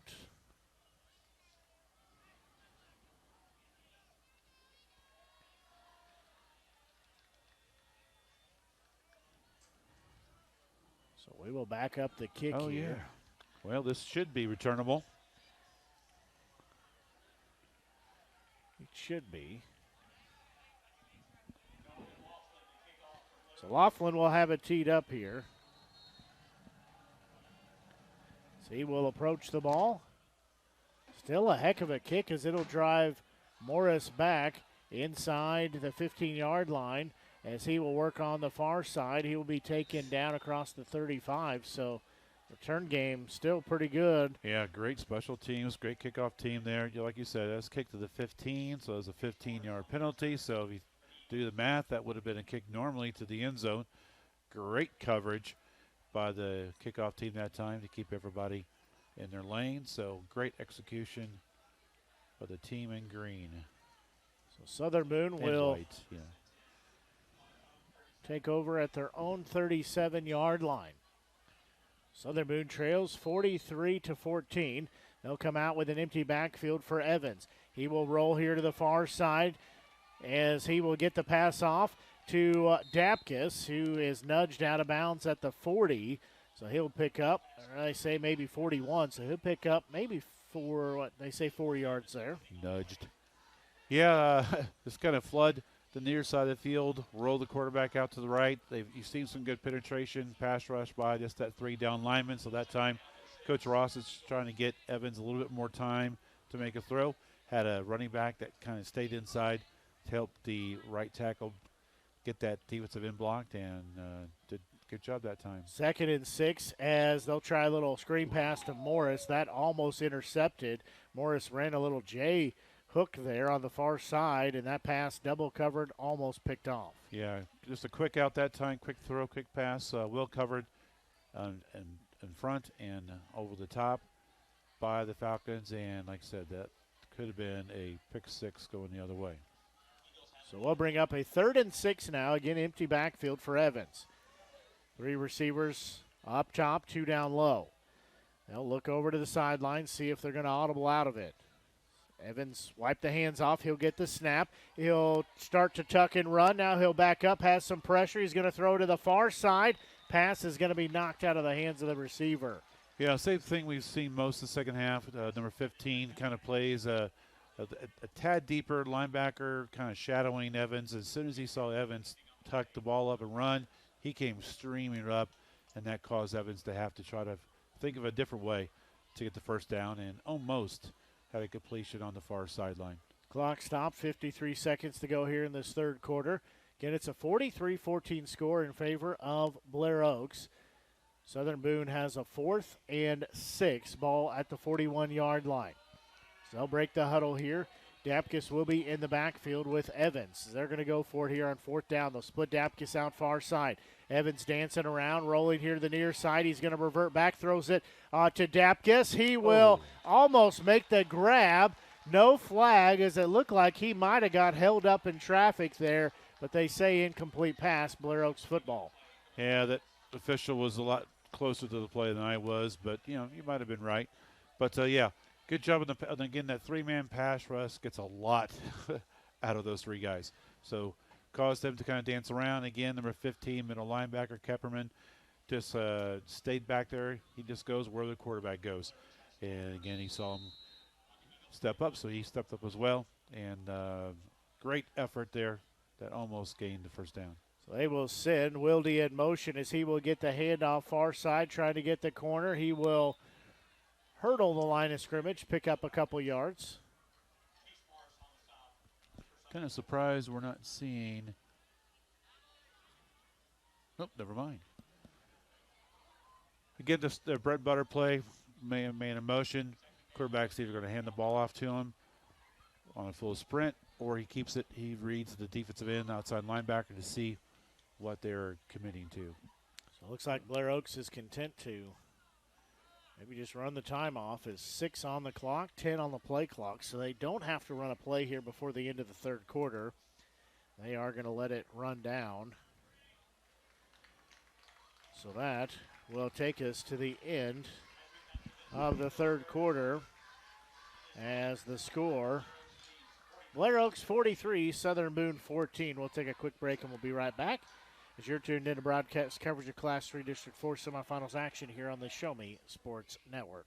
Running out of some of your favorite Avon products and haven't seen an Avon brochure in quite some time? No need to worry. Avon Independent Sales Representative Michelle Carty can help with your Skin So Soft makeup, jewelry, fragrance, and skincare needs. Avon now carries cleaning supplies, clothing, daily essentials, and several small LG electronic items. You now have the opportunity to shop online 24/7 and have your order shipped directly to your front door by shopping with Michelle at mcarty.avonrepresentative.com or find her on Facebook by searching Avon Carty.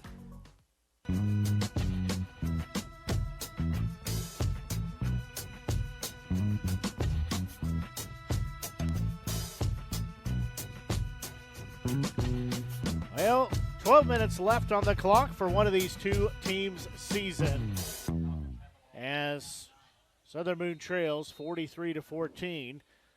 As in shotgun is backs. He will send a man in motion. He'll throw it off here to the near side to Lackman, who is still on his feet. He will go to the end zone as he will take it from 41 yards out for the score. Yeah, just nothing fancy there. Just a quick screen pass that everyone bunched up in the middle of the field. Snuck a running back or wing back, slot receiver out to the flat, threw the ball to him. The first Eagle was well covered, but just made the Eagle miss.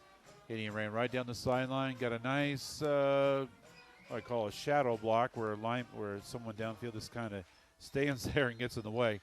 But again, effective, great play call, great execution by the Blair Oaks Falcons. So they will try the PAT high snap, but got it down. Kick is up, and kick is good. So we played 9 seconds here in this fourth quarter, and Blair Oaks punches it in from 41 yards out. So very effective passing game tonight, much more than what we saw last time around. I think the completion rates are very, very high tonight. Just really good job, good play calling, good throws, good blocks. So good job by the offensive lines playing a really good game. So that extends that lead. It's now a 50-14 score.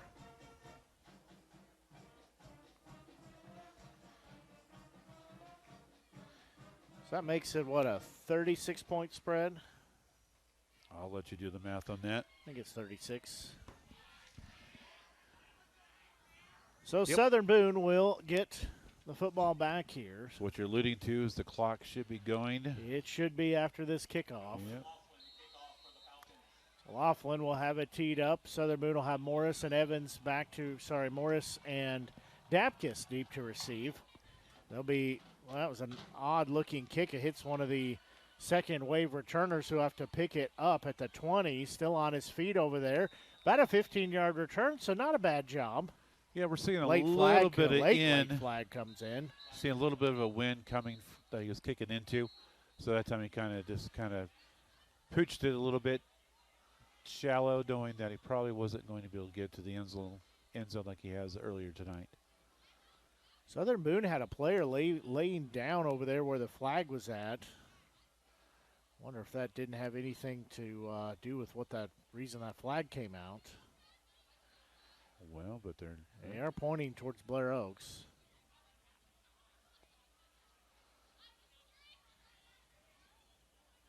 Personal foul. Guess he forgot he had a mic on. So they mark it 10 yards. Now it's 15.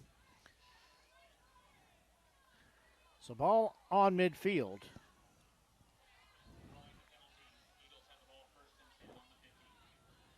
So Southern Boone has 1st and 10 at the 50-yard line following the personal foul penalty. I think it might have been a block in the back, blindside block, something like that.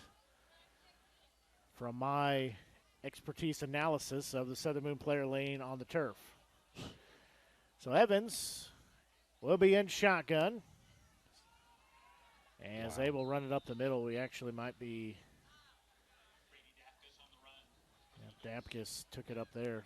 A little extracurricular activity, but. Yeah, everyone bunched in. This one wide receiver split out and Chase Morris, and the Falcons respond by keeping everyone bunched up as well. And that time, the men in green and white control the line of scrimmage to keep for no gain. I thought maybe we might see some of the non-starters coming out here to get some time, but not yet at this point anyways. As they'll send a man in motion, that's Morris. They'll fake the handoff to him. Rolling this side is Evans. He will throw it up and out of bounds as he knew he had a green Mack truck headed towards him. Yeah, they had a couple extra guys going that time, and not much time. And that time, Evans did a good job of making sure it wasn't going to be illegal play. So he made sure he got it close enough to his wide receiver, but still out of bounds. So good pressure that time by the Falcons defense. And instead of 3, they sent a couple extra. They sent 5, and was all over in the backfield. This brings up a 3rd and 10. Again, clock continuing to roll here. 10, 20, and counting. As Evans will split off Dapkus here on the near side as an outlet valve. He'll get Morris with it across the 40. He's got the first down. Makes a couple guys miss. Working far side at the 30. At the 20, he'll be shoved out there, and a late flag comes in as he is shoved almost to the track. So that'll be another addition onto a big pass play right there. Yeah, that was a fantastic design play that time by Coach Ross. Sent Dapkus in motion to the near side of the field on a flat. And as everyone you've been watching this team, you know, Dapkus, you gotta respond to that. So what they did, defense came up to guard him.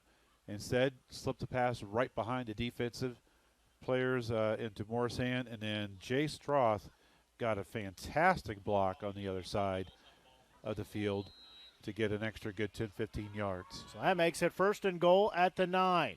As heavy personnel here on this side, 3 receivers over on the near side.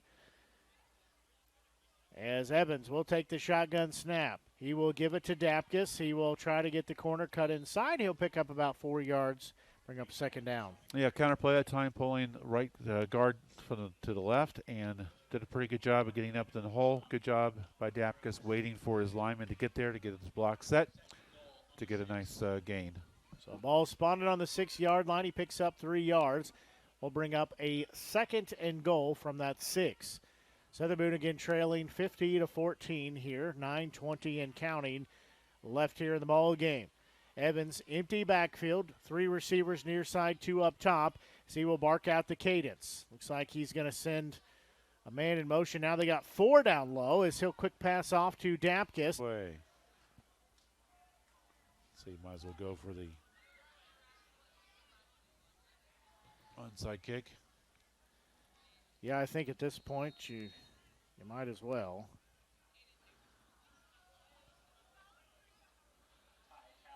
So Talley will have it teed up.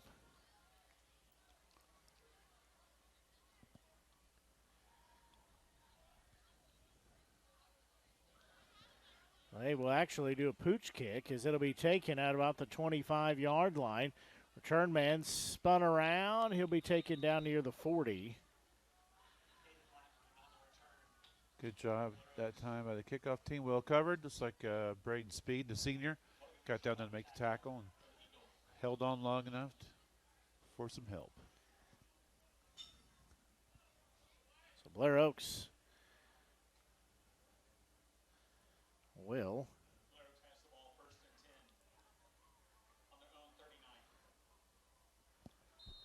take over on their own 49-yard line.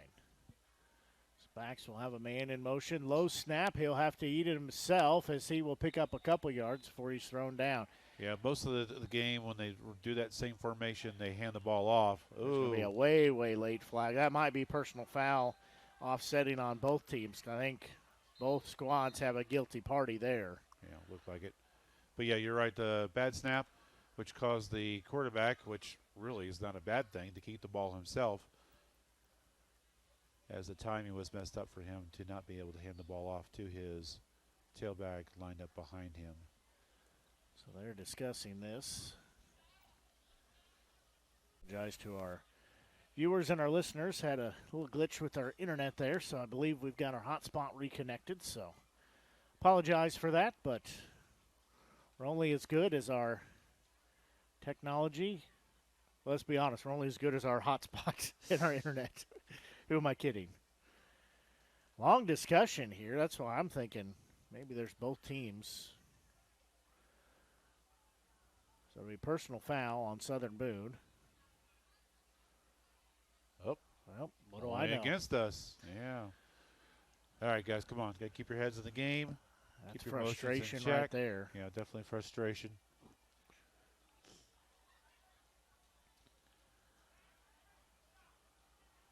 I think Morris is questioning what got called there that time, so had a feeling he might have been involved in that, judging by the reactions.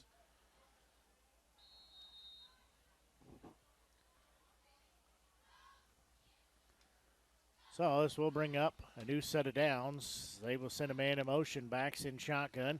He will keep it himself, take it straight up the middle. He's got a whole lot of green. He's got some helpers in front of him as he will be taken down inside about the 15-yard line. Big play right there. Yeah, empty backfield. You got 2 wings set up. You send 1 wing left to the right in motion. Act like you're going to fake it, throw to him in the flat, and the quarterback just keeps it straight up the middle. And as we've seen, their interior line, guard, 2 centers do a great job dividing the defense, giving him plenty of room. I think he made a good 30 yards downfield before he even got touched. So this will bring up a new set of downs. First and goal at the 11. So backs will be backed up here as somebody got off sides. Yeah, it looks like a legal procedure or false start. It looks like the man in motion was not quite sure what he was supposed to do. Well, offsides against us. Never mind. Well, boy, we must not be watching the same game. Either way, and we'll back him up here.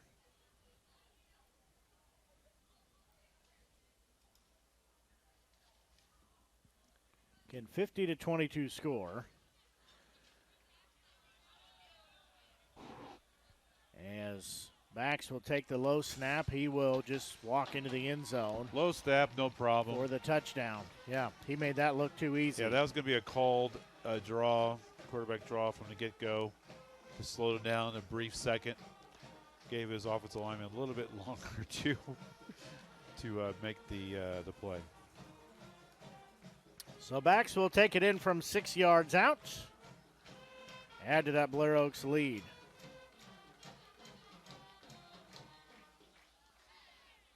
This comes with 6:12 left to go. They will try the old-fashioned PAT. Snap is down, kick is up, and kick is good. That was the prettiest looking one. You are not wrong that it has gotten prettier as the night went on. So that drive was a 4-play, 51-yard drive, comes with 6:12 left to go. And Blair Oaks leads 57-22. All right, so got a little bit of a discussion on the Eagles sideline with referees and coach and one of our favorite nose guards. I wonder what the man up above is thinking about that. Probably hoping his knee's doing okay. Didn't he buy him some new shoes here a while back too? Yeah, yeah. It's good to have a man up above looking out for you. In a number of ways, you're right. Yeah. So Southern Boone will return this kick as it'll be taken at about the 15-yard line as Morris will just kind of run into a green wall there. Well covered that time by the Falcons, like we said all night.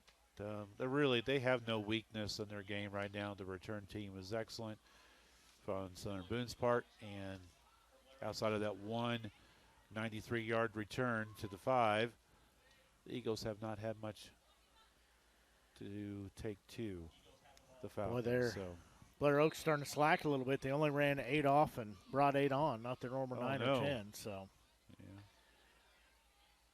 I do see some different numbers out there for Blair Oaks. Clock will continue to roll here again. 57-22 score. Evans will be in shotgun. They'll have 2 receivers far side. He will hand it. Stutter step by Dapkus trying to work far side. Like he'll be hooked and brought down after a 3-yard gain or so. Yeah, at that time they had 5 walked up the line, 4 actually went on the snap. 15 kind of stayed back like he has been most of the time at middle linebacker. And just a great job by that 3 plus the 1 linebacker. That they do a great job with limited numbers to make the play. It was actually Travers Hunnell with the carry, so he's checked in. He'll stay in there. He'll get the delayed handoff, starts far side, cuts it up the middle. Not much for him to pick up there, maybe a yard. Yeah, he's trying to get out to the left side off left tackle, left end, and great penetration from the right side of the Blair Oaks defense, and it made him go to the other direction, and still well covered by the Falcons. Did a good job there. So we'll bring up a 3rd and 6 here. Clock rolling, 4:20 and counting left in the season for Southern Boone. Quite a few subs in by Blair Oaks right now. So empty backfield. Evans will drop back looking. He will step up and roll here to the near side. Look downfield, throw it up as it will be caught off the hands. Ash will get it and take it to the end zone. He just robbed an interception off the hands and takes it to the house. Yeah, that was not the best throw in the world, but it was basically a 50-50 ball, right? So, but the first chance was going to the defensive back. But like you said, Ash just did a great job of taking the ball right out of his hands, and no one behind him, and took the ball to the end zone. So nice effort by Kellen Ash, the senior. He just said, "Thank you very much. That's mine, and I will be going to the house." That goes as a 71-yard touchdown play. Southern Boone going for 2. They'll throw a strike to the corner. It's good. All right. I think we've seen about 2 or 3 different combinations, plays run out of that formation, so they all look pretty good. Well practiced. Yeah, Braden Speed on the reception that time. Nice job. Good job by the senior captain. So seeing some seniors play really well tonight. Love to see that. For many of them, this might be their last football game they ever get to play, so men, cherish it. So that 2-point conversion good. Evans to Speed. That goes as a 3-play, 76-yard drive. It comes with 3:55 left to go here in this 4th quarter. Southern Boone not giving up yet. All right, so we've seen that little pooch kick the last couple times, so Falcons are well expecting an onside kick right now, so they got just like 8 guys, 7 guys plugged up in the middle. Subsequently, nope, that's not the longest. Say that's the longest pass completion, but it was 82-yarder. That one's 71, so that's the longest we've seen in the last probably 7 or 8 games. And a sidewinding kick will be returned from about the 22-yard line on the far side. So Turnman still on his feet across the 40. He will cut to the outside, now back inside. The race is on as he will be huffing and puffing trying to get to the corner. He will be taken down just shy of the goal line. Favorable spot time. Good job by the Eagles not giving up on that play. Just a pooch kick short. Did a good job of making the first man miss, and then a good job picking up blockers as he went downfield. That is not how Southern Boone wanted to script up. That was Lackman. Lackman, huge return there. Hats off to Coach LePage. He's got some. He's got a senior backup quarterback in right now, Wyatt Meldrum. So, giving the young man, the senior, a chance to get some glory in a high school football game tonight. What do you want to bet Meldrum? Substitutes in. I bet he keeps the ball. You think?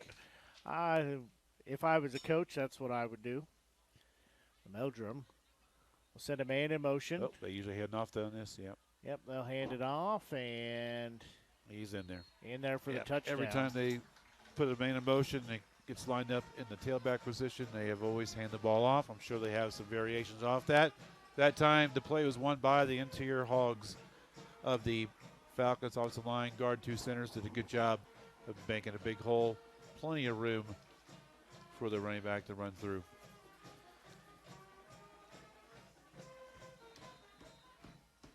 So that will go in from 1 yard out. PAT snap is down. Kick is good. So that makes it a 64-30 score.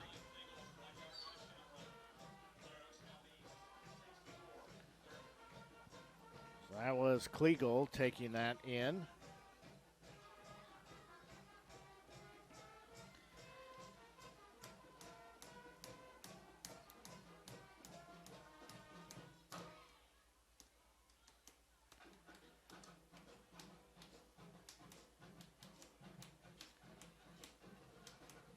Southern Boone now trails 64-30.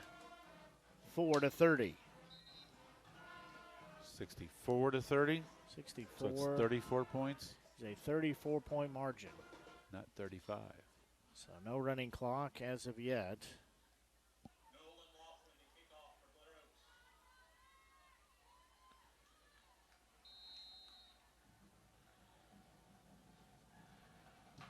They will tee it up. That's unfortunate. That is going to be an onside kick recovery. Well, I don't think he was doing that on purpose. He basically kicked it like he was doing a line drive straight down the field, and unfortunately it bounced right off of Evan Scott's Martin right back to the kicker. So that was just an unfortunate play. They weren't trying an onside kick.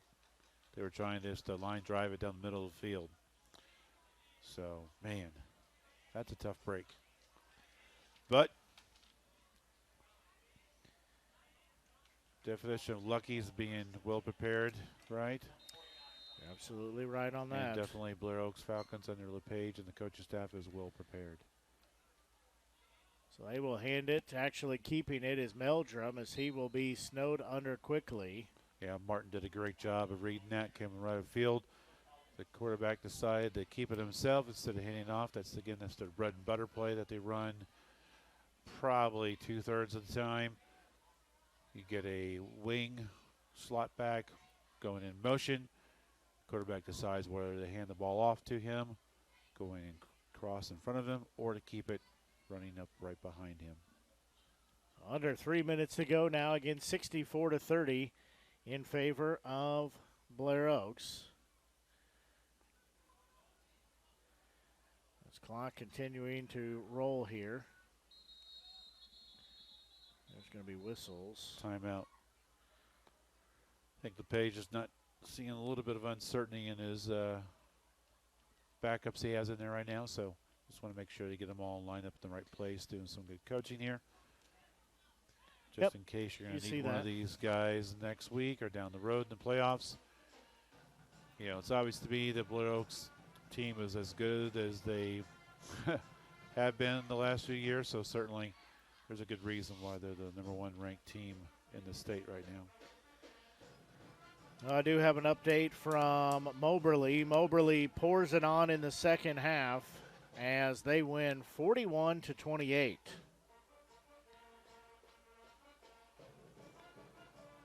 So Moberly makes the trip down. So blue and white against, I guess they have a little bit of red. So it'll be #1 versus 2 seeds. Blair Oaks and Moberly will be matching up in the district championship for Class 3, District 4. Meldrum will send a man in motion. He will roll to the far side. He's going to tuck it under that arm and fall down, as that will be about a 2-yard loss on the play. Great job by Kellen Ash that time, getting some outside containment, turning the quarterback back in the middle to where Braden Speed can come in and get credit for the tackle. Got some substitutions in for the Eagles right now. Looks like the seniors have exited the ball game for Southern Boone and for the most part for Blair Oaks. I'll tell them to wind the play clock. Now they said just forget it. Well, send a man in motion. Meldrum will give it off to the ball carrier. Nice tackle there at midfield. Coming in, Lance Trittler. Trittler coming in, delivering. Saw the long hair out of his back of his helmet, and sure enough, just like his older brother, they got the flowing hair going for him. So Nell just carried the ball there. He's a new back in the game. So it'll bring up a 4th down and 12. Meldrum in shotgun formation. Southern Boone will drop somebody back in case they want to pooch kick it. And a flag. It's like it's a false start.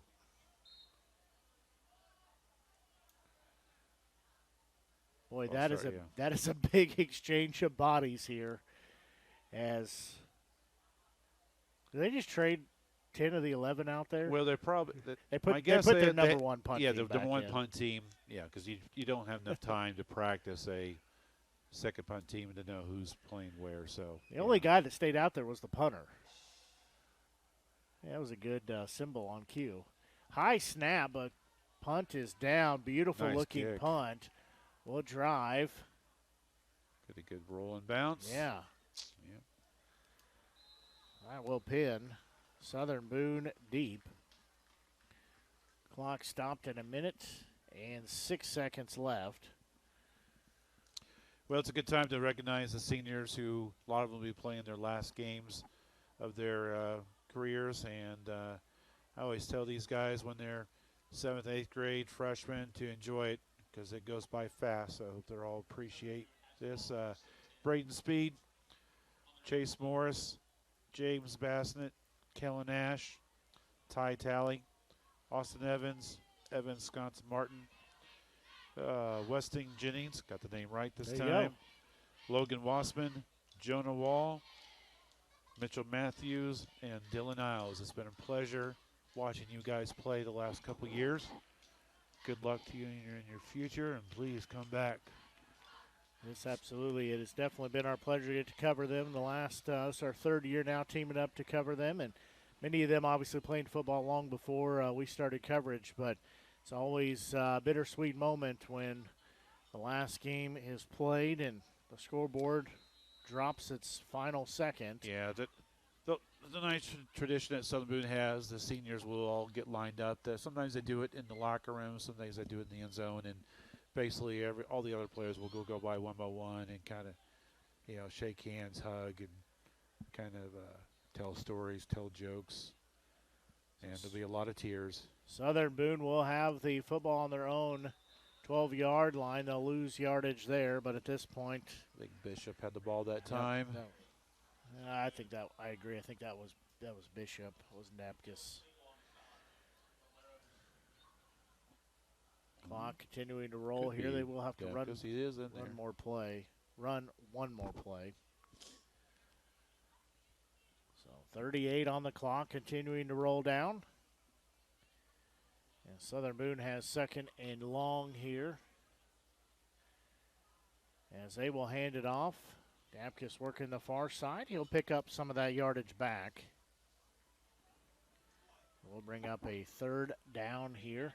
And that should be the last play of the game. 33 on the play clock, 14 on the game clock. So time will continue to wind down.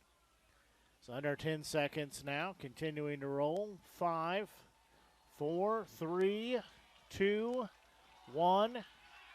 And that is your ball game, as the final goes as a 64-30 score in favor of Blair Oaks. As we'll take a quick break and be back with our post-game show, as you are tuned in to broadcast coverage of MSHSAA Class 3 District 4 semifinals action here on the Show Me Sports Network.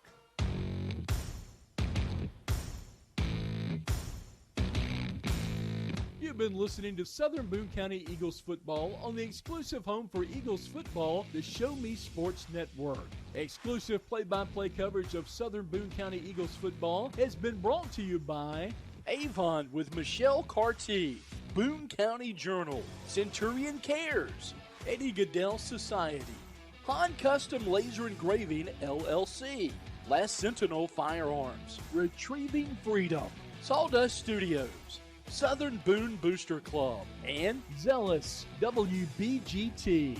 The biggest and absolute best coverage in mid-Missouri continues as you're just moments away from the exclusive post-game show. You're listening to exclusive coverage of Southern Boone County Eagles football on the Eagles Radio Network. At the Boone County Journal, we're with you all the way. We know that you're more than just a subscriber. You're an employer, you're a parent, you're a neighbor. Most importantly, you're a community member. It's our goal to provide you with the latest news, sports, opinions, obituaries, classifieds, and more to keep you informed about your community. To find out more about the Boone County Journal or to subscribe, call 573-657-2334 or visit bocojoe.com. The Boone County Journal. We're with you all the way.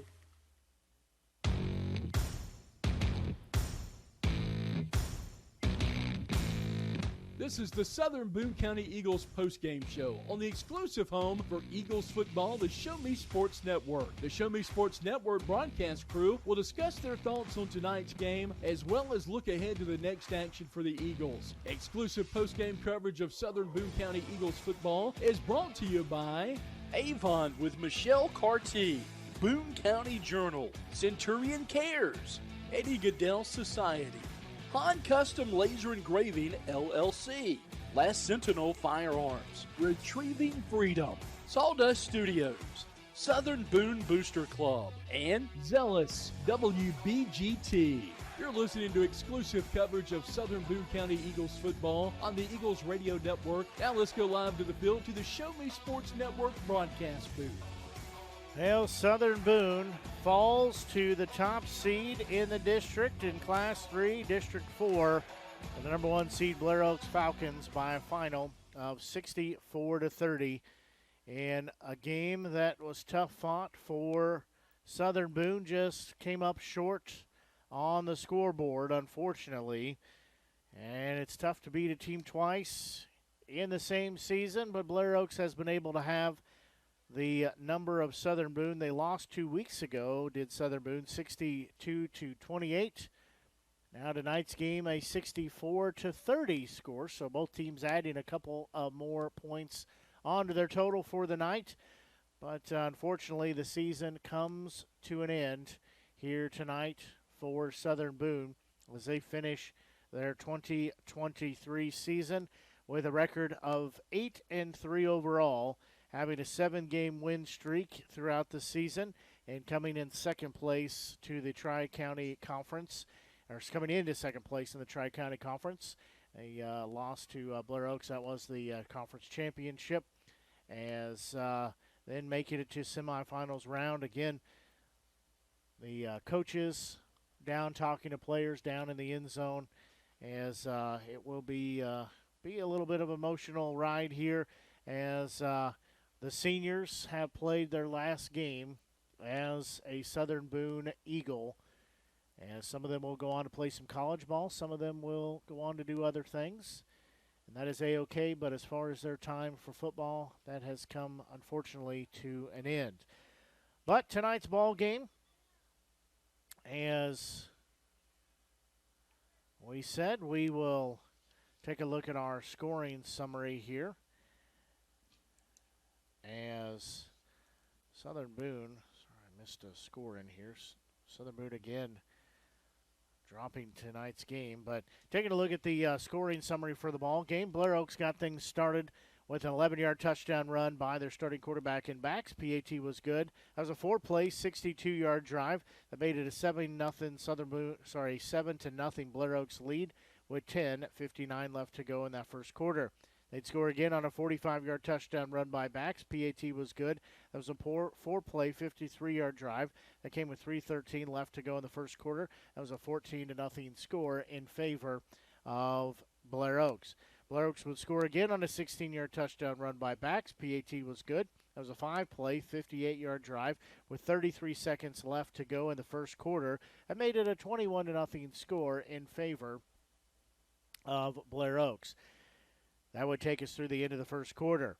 Then Southern Boone would get on the board with a 1-yard touchdown run by Evans. PAT by Ty Talley was good. That was a 13-play, 69-yard drive that came with 6:43 left to go before halftime. That was almost a 6-minute drive that took 6 minutes off the clock for Southern Boone to score, so they ate up some of that clock. That made it a 21-7 advantage still in favor of Blair Oaks. Then Blair Oaks would punch it in on a 1-yard touchdown run by Kirpin. The PAT was good. That was a 4-play, 52-yard drive. That came with 4:28 left to go before halftime. That made it a 28-7 score. That would take us through to the score at half. Then Southern Boone would take their opening kickoff.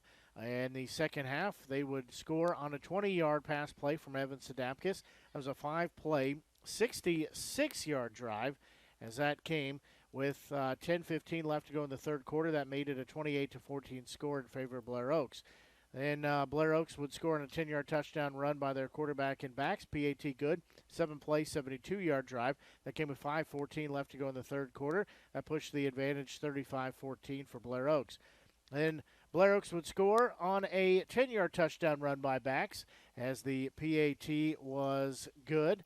Sorry, they went for 2. That was good as that was a 4-play, 34-yard drive. That gave them a 43-14 advantage with 1:19 left to go in the third quarter, as that score would take us through the end of 3. Blair Oaks would score again on a 41-yard touchdown pass from backs to Lackman. PAT good. 3-play, 41-yard drive. 11:51 left to go in the game. That made it a 50-14 score.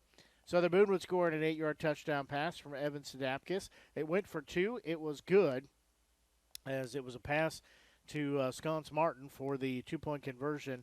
That was an 8-play, 50-yard drive. Came with 7:21 left to go in the fourth quarter. That was a 50-28 score still with Blair Oaks. Blair Oaks would score on a 6-yard touchdown run by backs. PAT good, 4-play, 51-yard drive. 6:12 left to go in the ball game. 57-22 score at that point. 57-22 score. Then Southern Boone would score on a 71-yard touchdown pass from Evans to Ash. The 2-point conversion was good at a pass from Evans to Speed. 3-play, 76-yard drive, as that made it a 57-30 score. And then finally, it was a 1-yard touchdown run by Kliegel that punched it in just before the end. Or it was actually 1:14 left to go in the ball game. That made it the 64-30 final, and that did hold up to remainder of the game, as it goes as a 64-30 score. Wow, we had a lot of scoring. That's not the most we've had all season, but it was a lot nonetheless.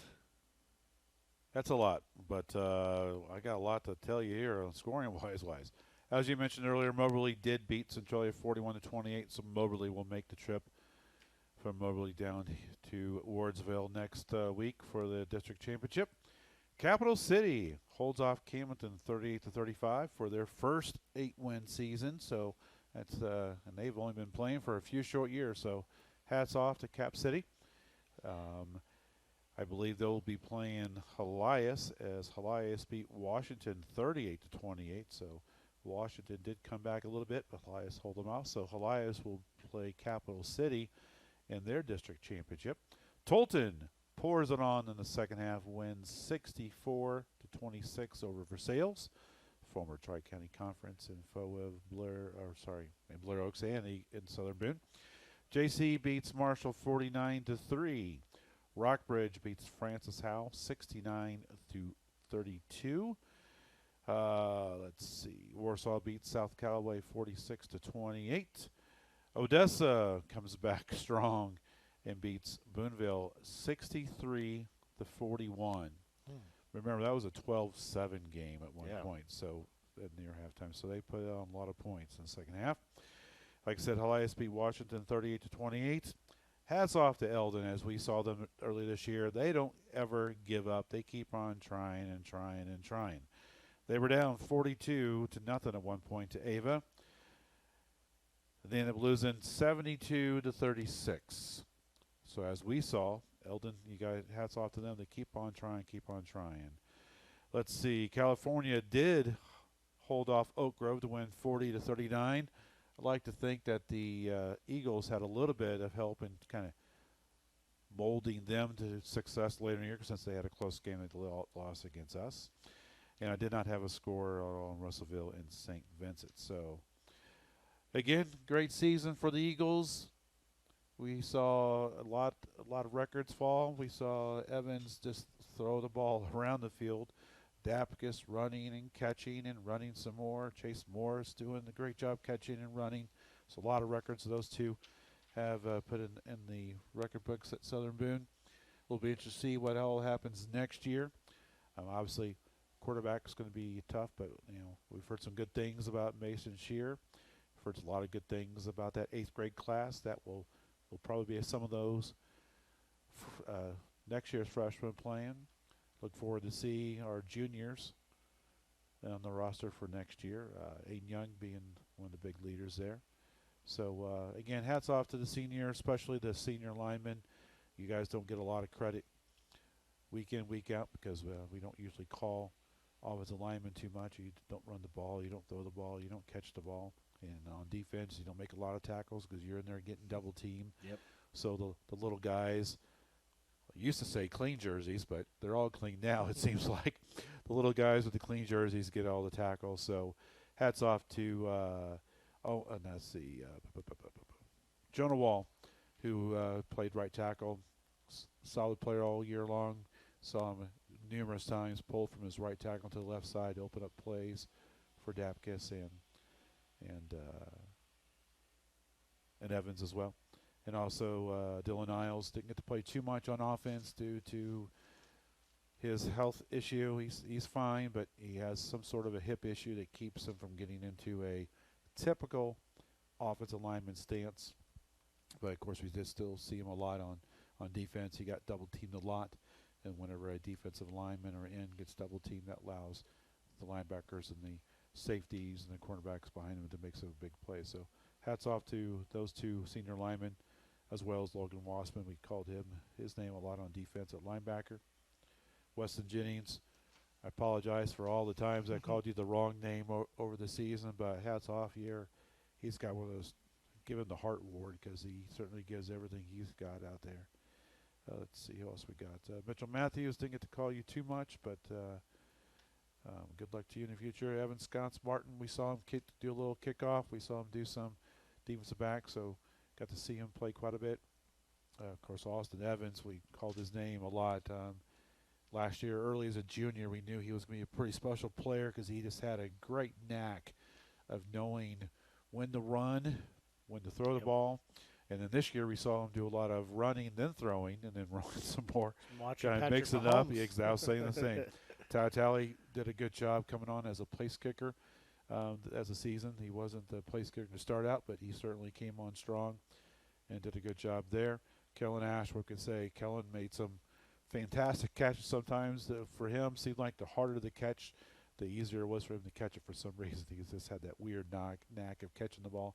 James Bassnett, I know I called his name a lot for some tackles and some great blocks. He got the ball a few times on receiving, but did a good job being an all-around team player. Chase Morris, what can we say about him? He's just a special athletic ability, fast, quick, elusive, ran the ball well. It was our deep threat wide receiver, great on kickoff returns. And then lastly, Braden Speed. Played a lot on defensive back, did a lot of wide receiver, did a lot of the dirty work, a lot of the blocking, a lot of coming up, taking on blocks, so his other players. So, again, hats off to the seniors. It's been a lot of fun watching you guys. And like I said earlier, please come back and root on your teammates. College is great and all. Make sure you I always tell the new college kids to get their ass in class. So, my best piece of advice for you there. So, everybody else, we'll see you next year. Yep, we'll see them hit in that 41 weight room. weeks. Hit that weight room hard.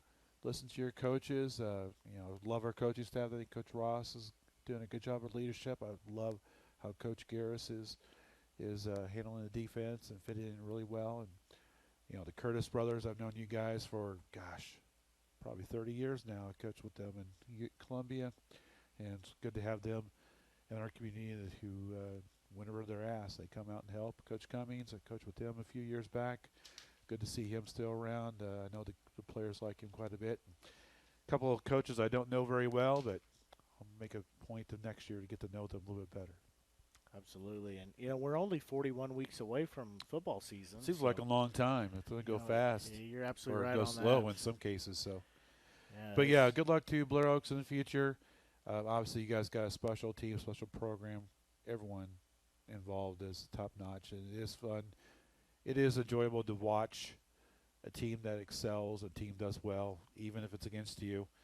And, it might get tiring sometimes, but, I can respect that. I can respect, they try hard, and they work hard, and they got a good thing going. So, as we said, unfortunately, the season comes to an end for Southern Boone tonight. The seniors suiting up, playing their last game as an Eagle here tonight. But, we got to be a part of history as starting senior quarterback in Austin Evans has put his name in the scorebook and in the the bowels of the high school. I was trying to think of a better word, like just put it in the history books. For he came into the game having 2,450 yards on the season. And he added a whole lot more tonight, so he'll be well over. He'll be probably around 2,600 yards and some change when the totals get tallied after tonight's game. So he sets the season passing record for Southern Boone, so he'll be in the history books for Southern Boone.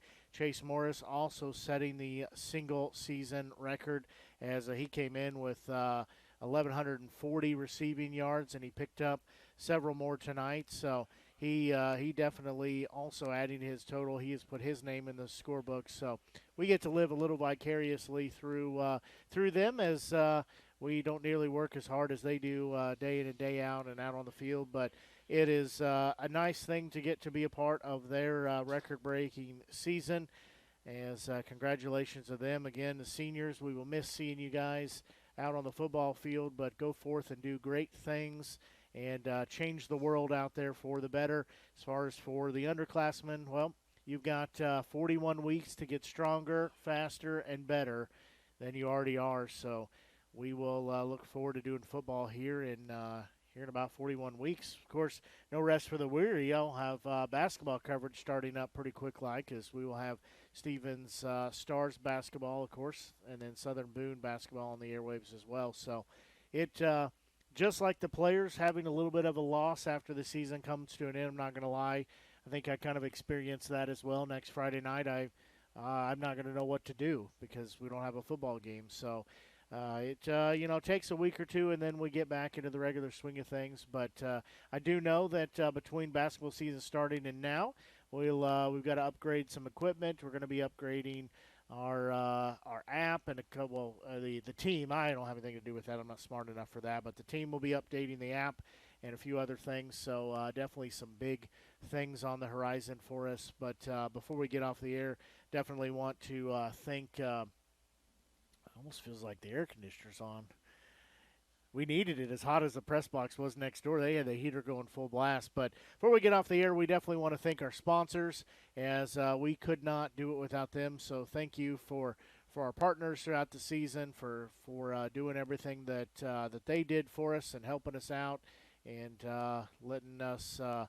letting them be a part of the broadcast, letting us come week in, week out to cover the team, as well as I want to thank Coach Ross and athletic director Tracy and all of the coaching staff and everybody, as well as the players and staff. I know that it is probably Coach Ross will tell you different than this, but I know it's not the highlight of his week for me to hassle him throughout the week to just see where things are at, see how players are going, to get information and stuff like that. But he always is very gracious to do that. He always takes the time to talk to us in our pregame show and takes the time to come up and talk to us after games. I greatly, greatly appreciate that.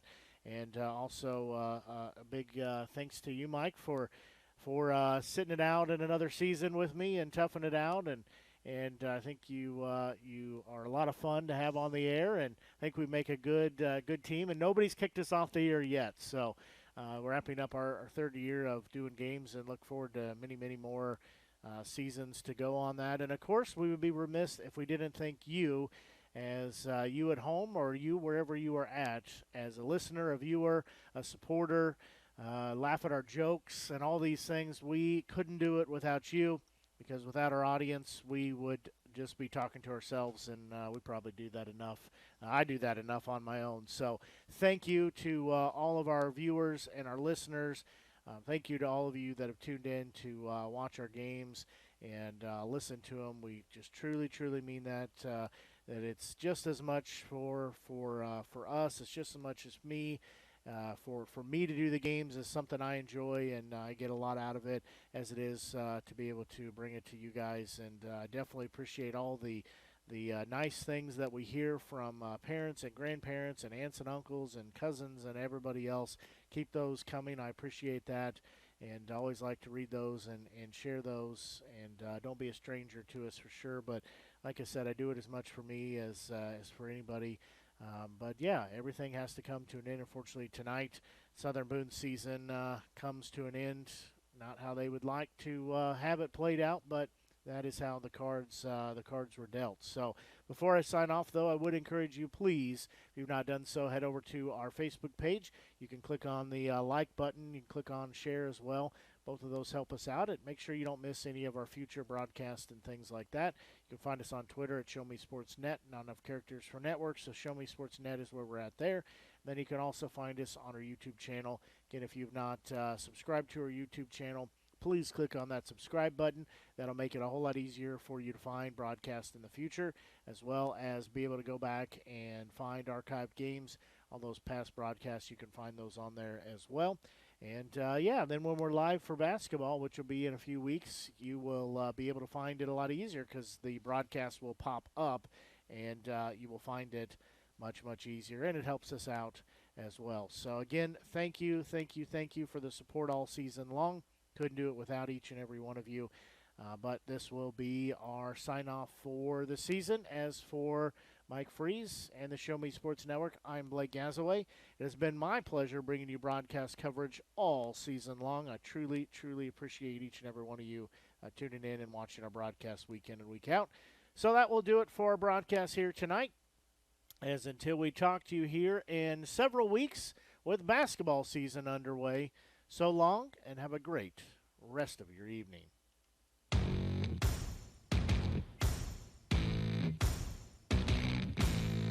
You've been listening to the biggest and absolute best coverage in Mid-Missouri.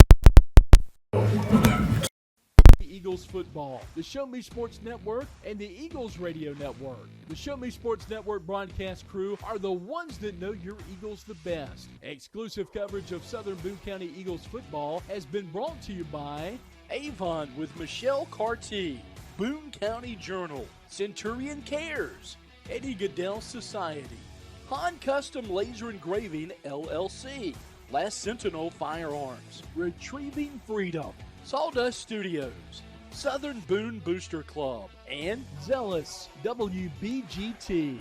We hope you've enjoyed the broadcast. Join us anytime on the web at ShowMeSportsNetwork.com or find us on Facebook by searching Show Me Sports Network. The Show Me Sports Network and the Eagles Radio Network, your exclusive home for Southern Boone County Eagles football.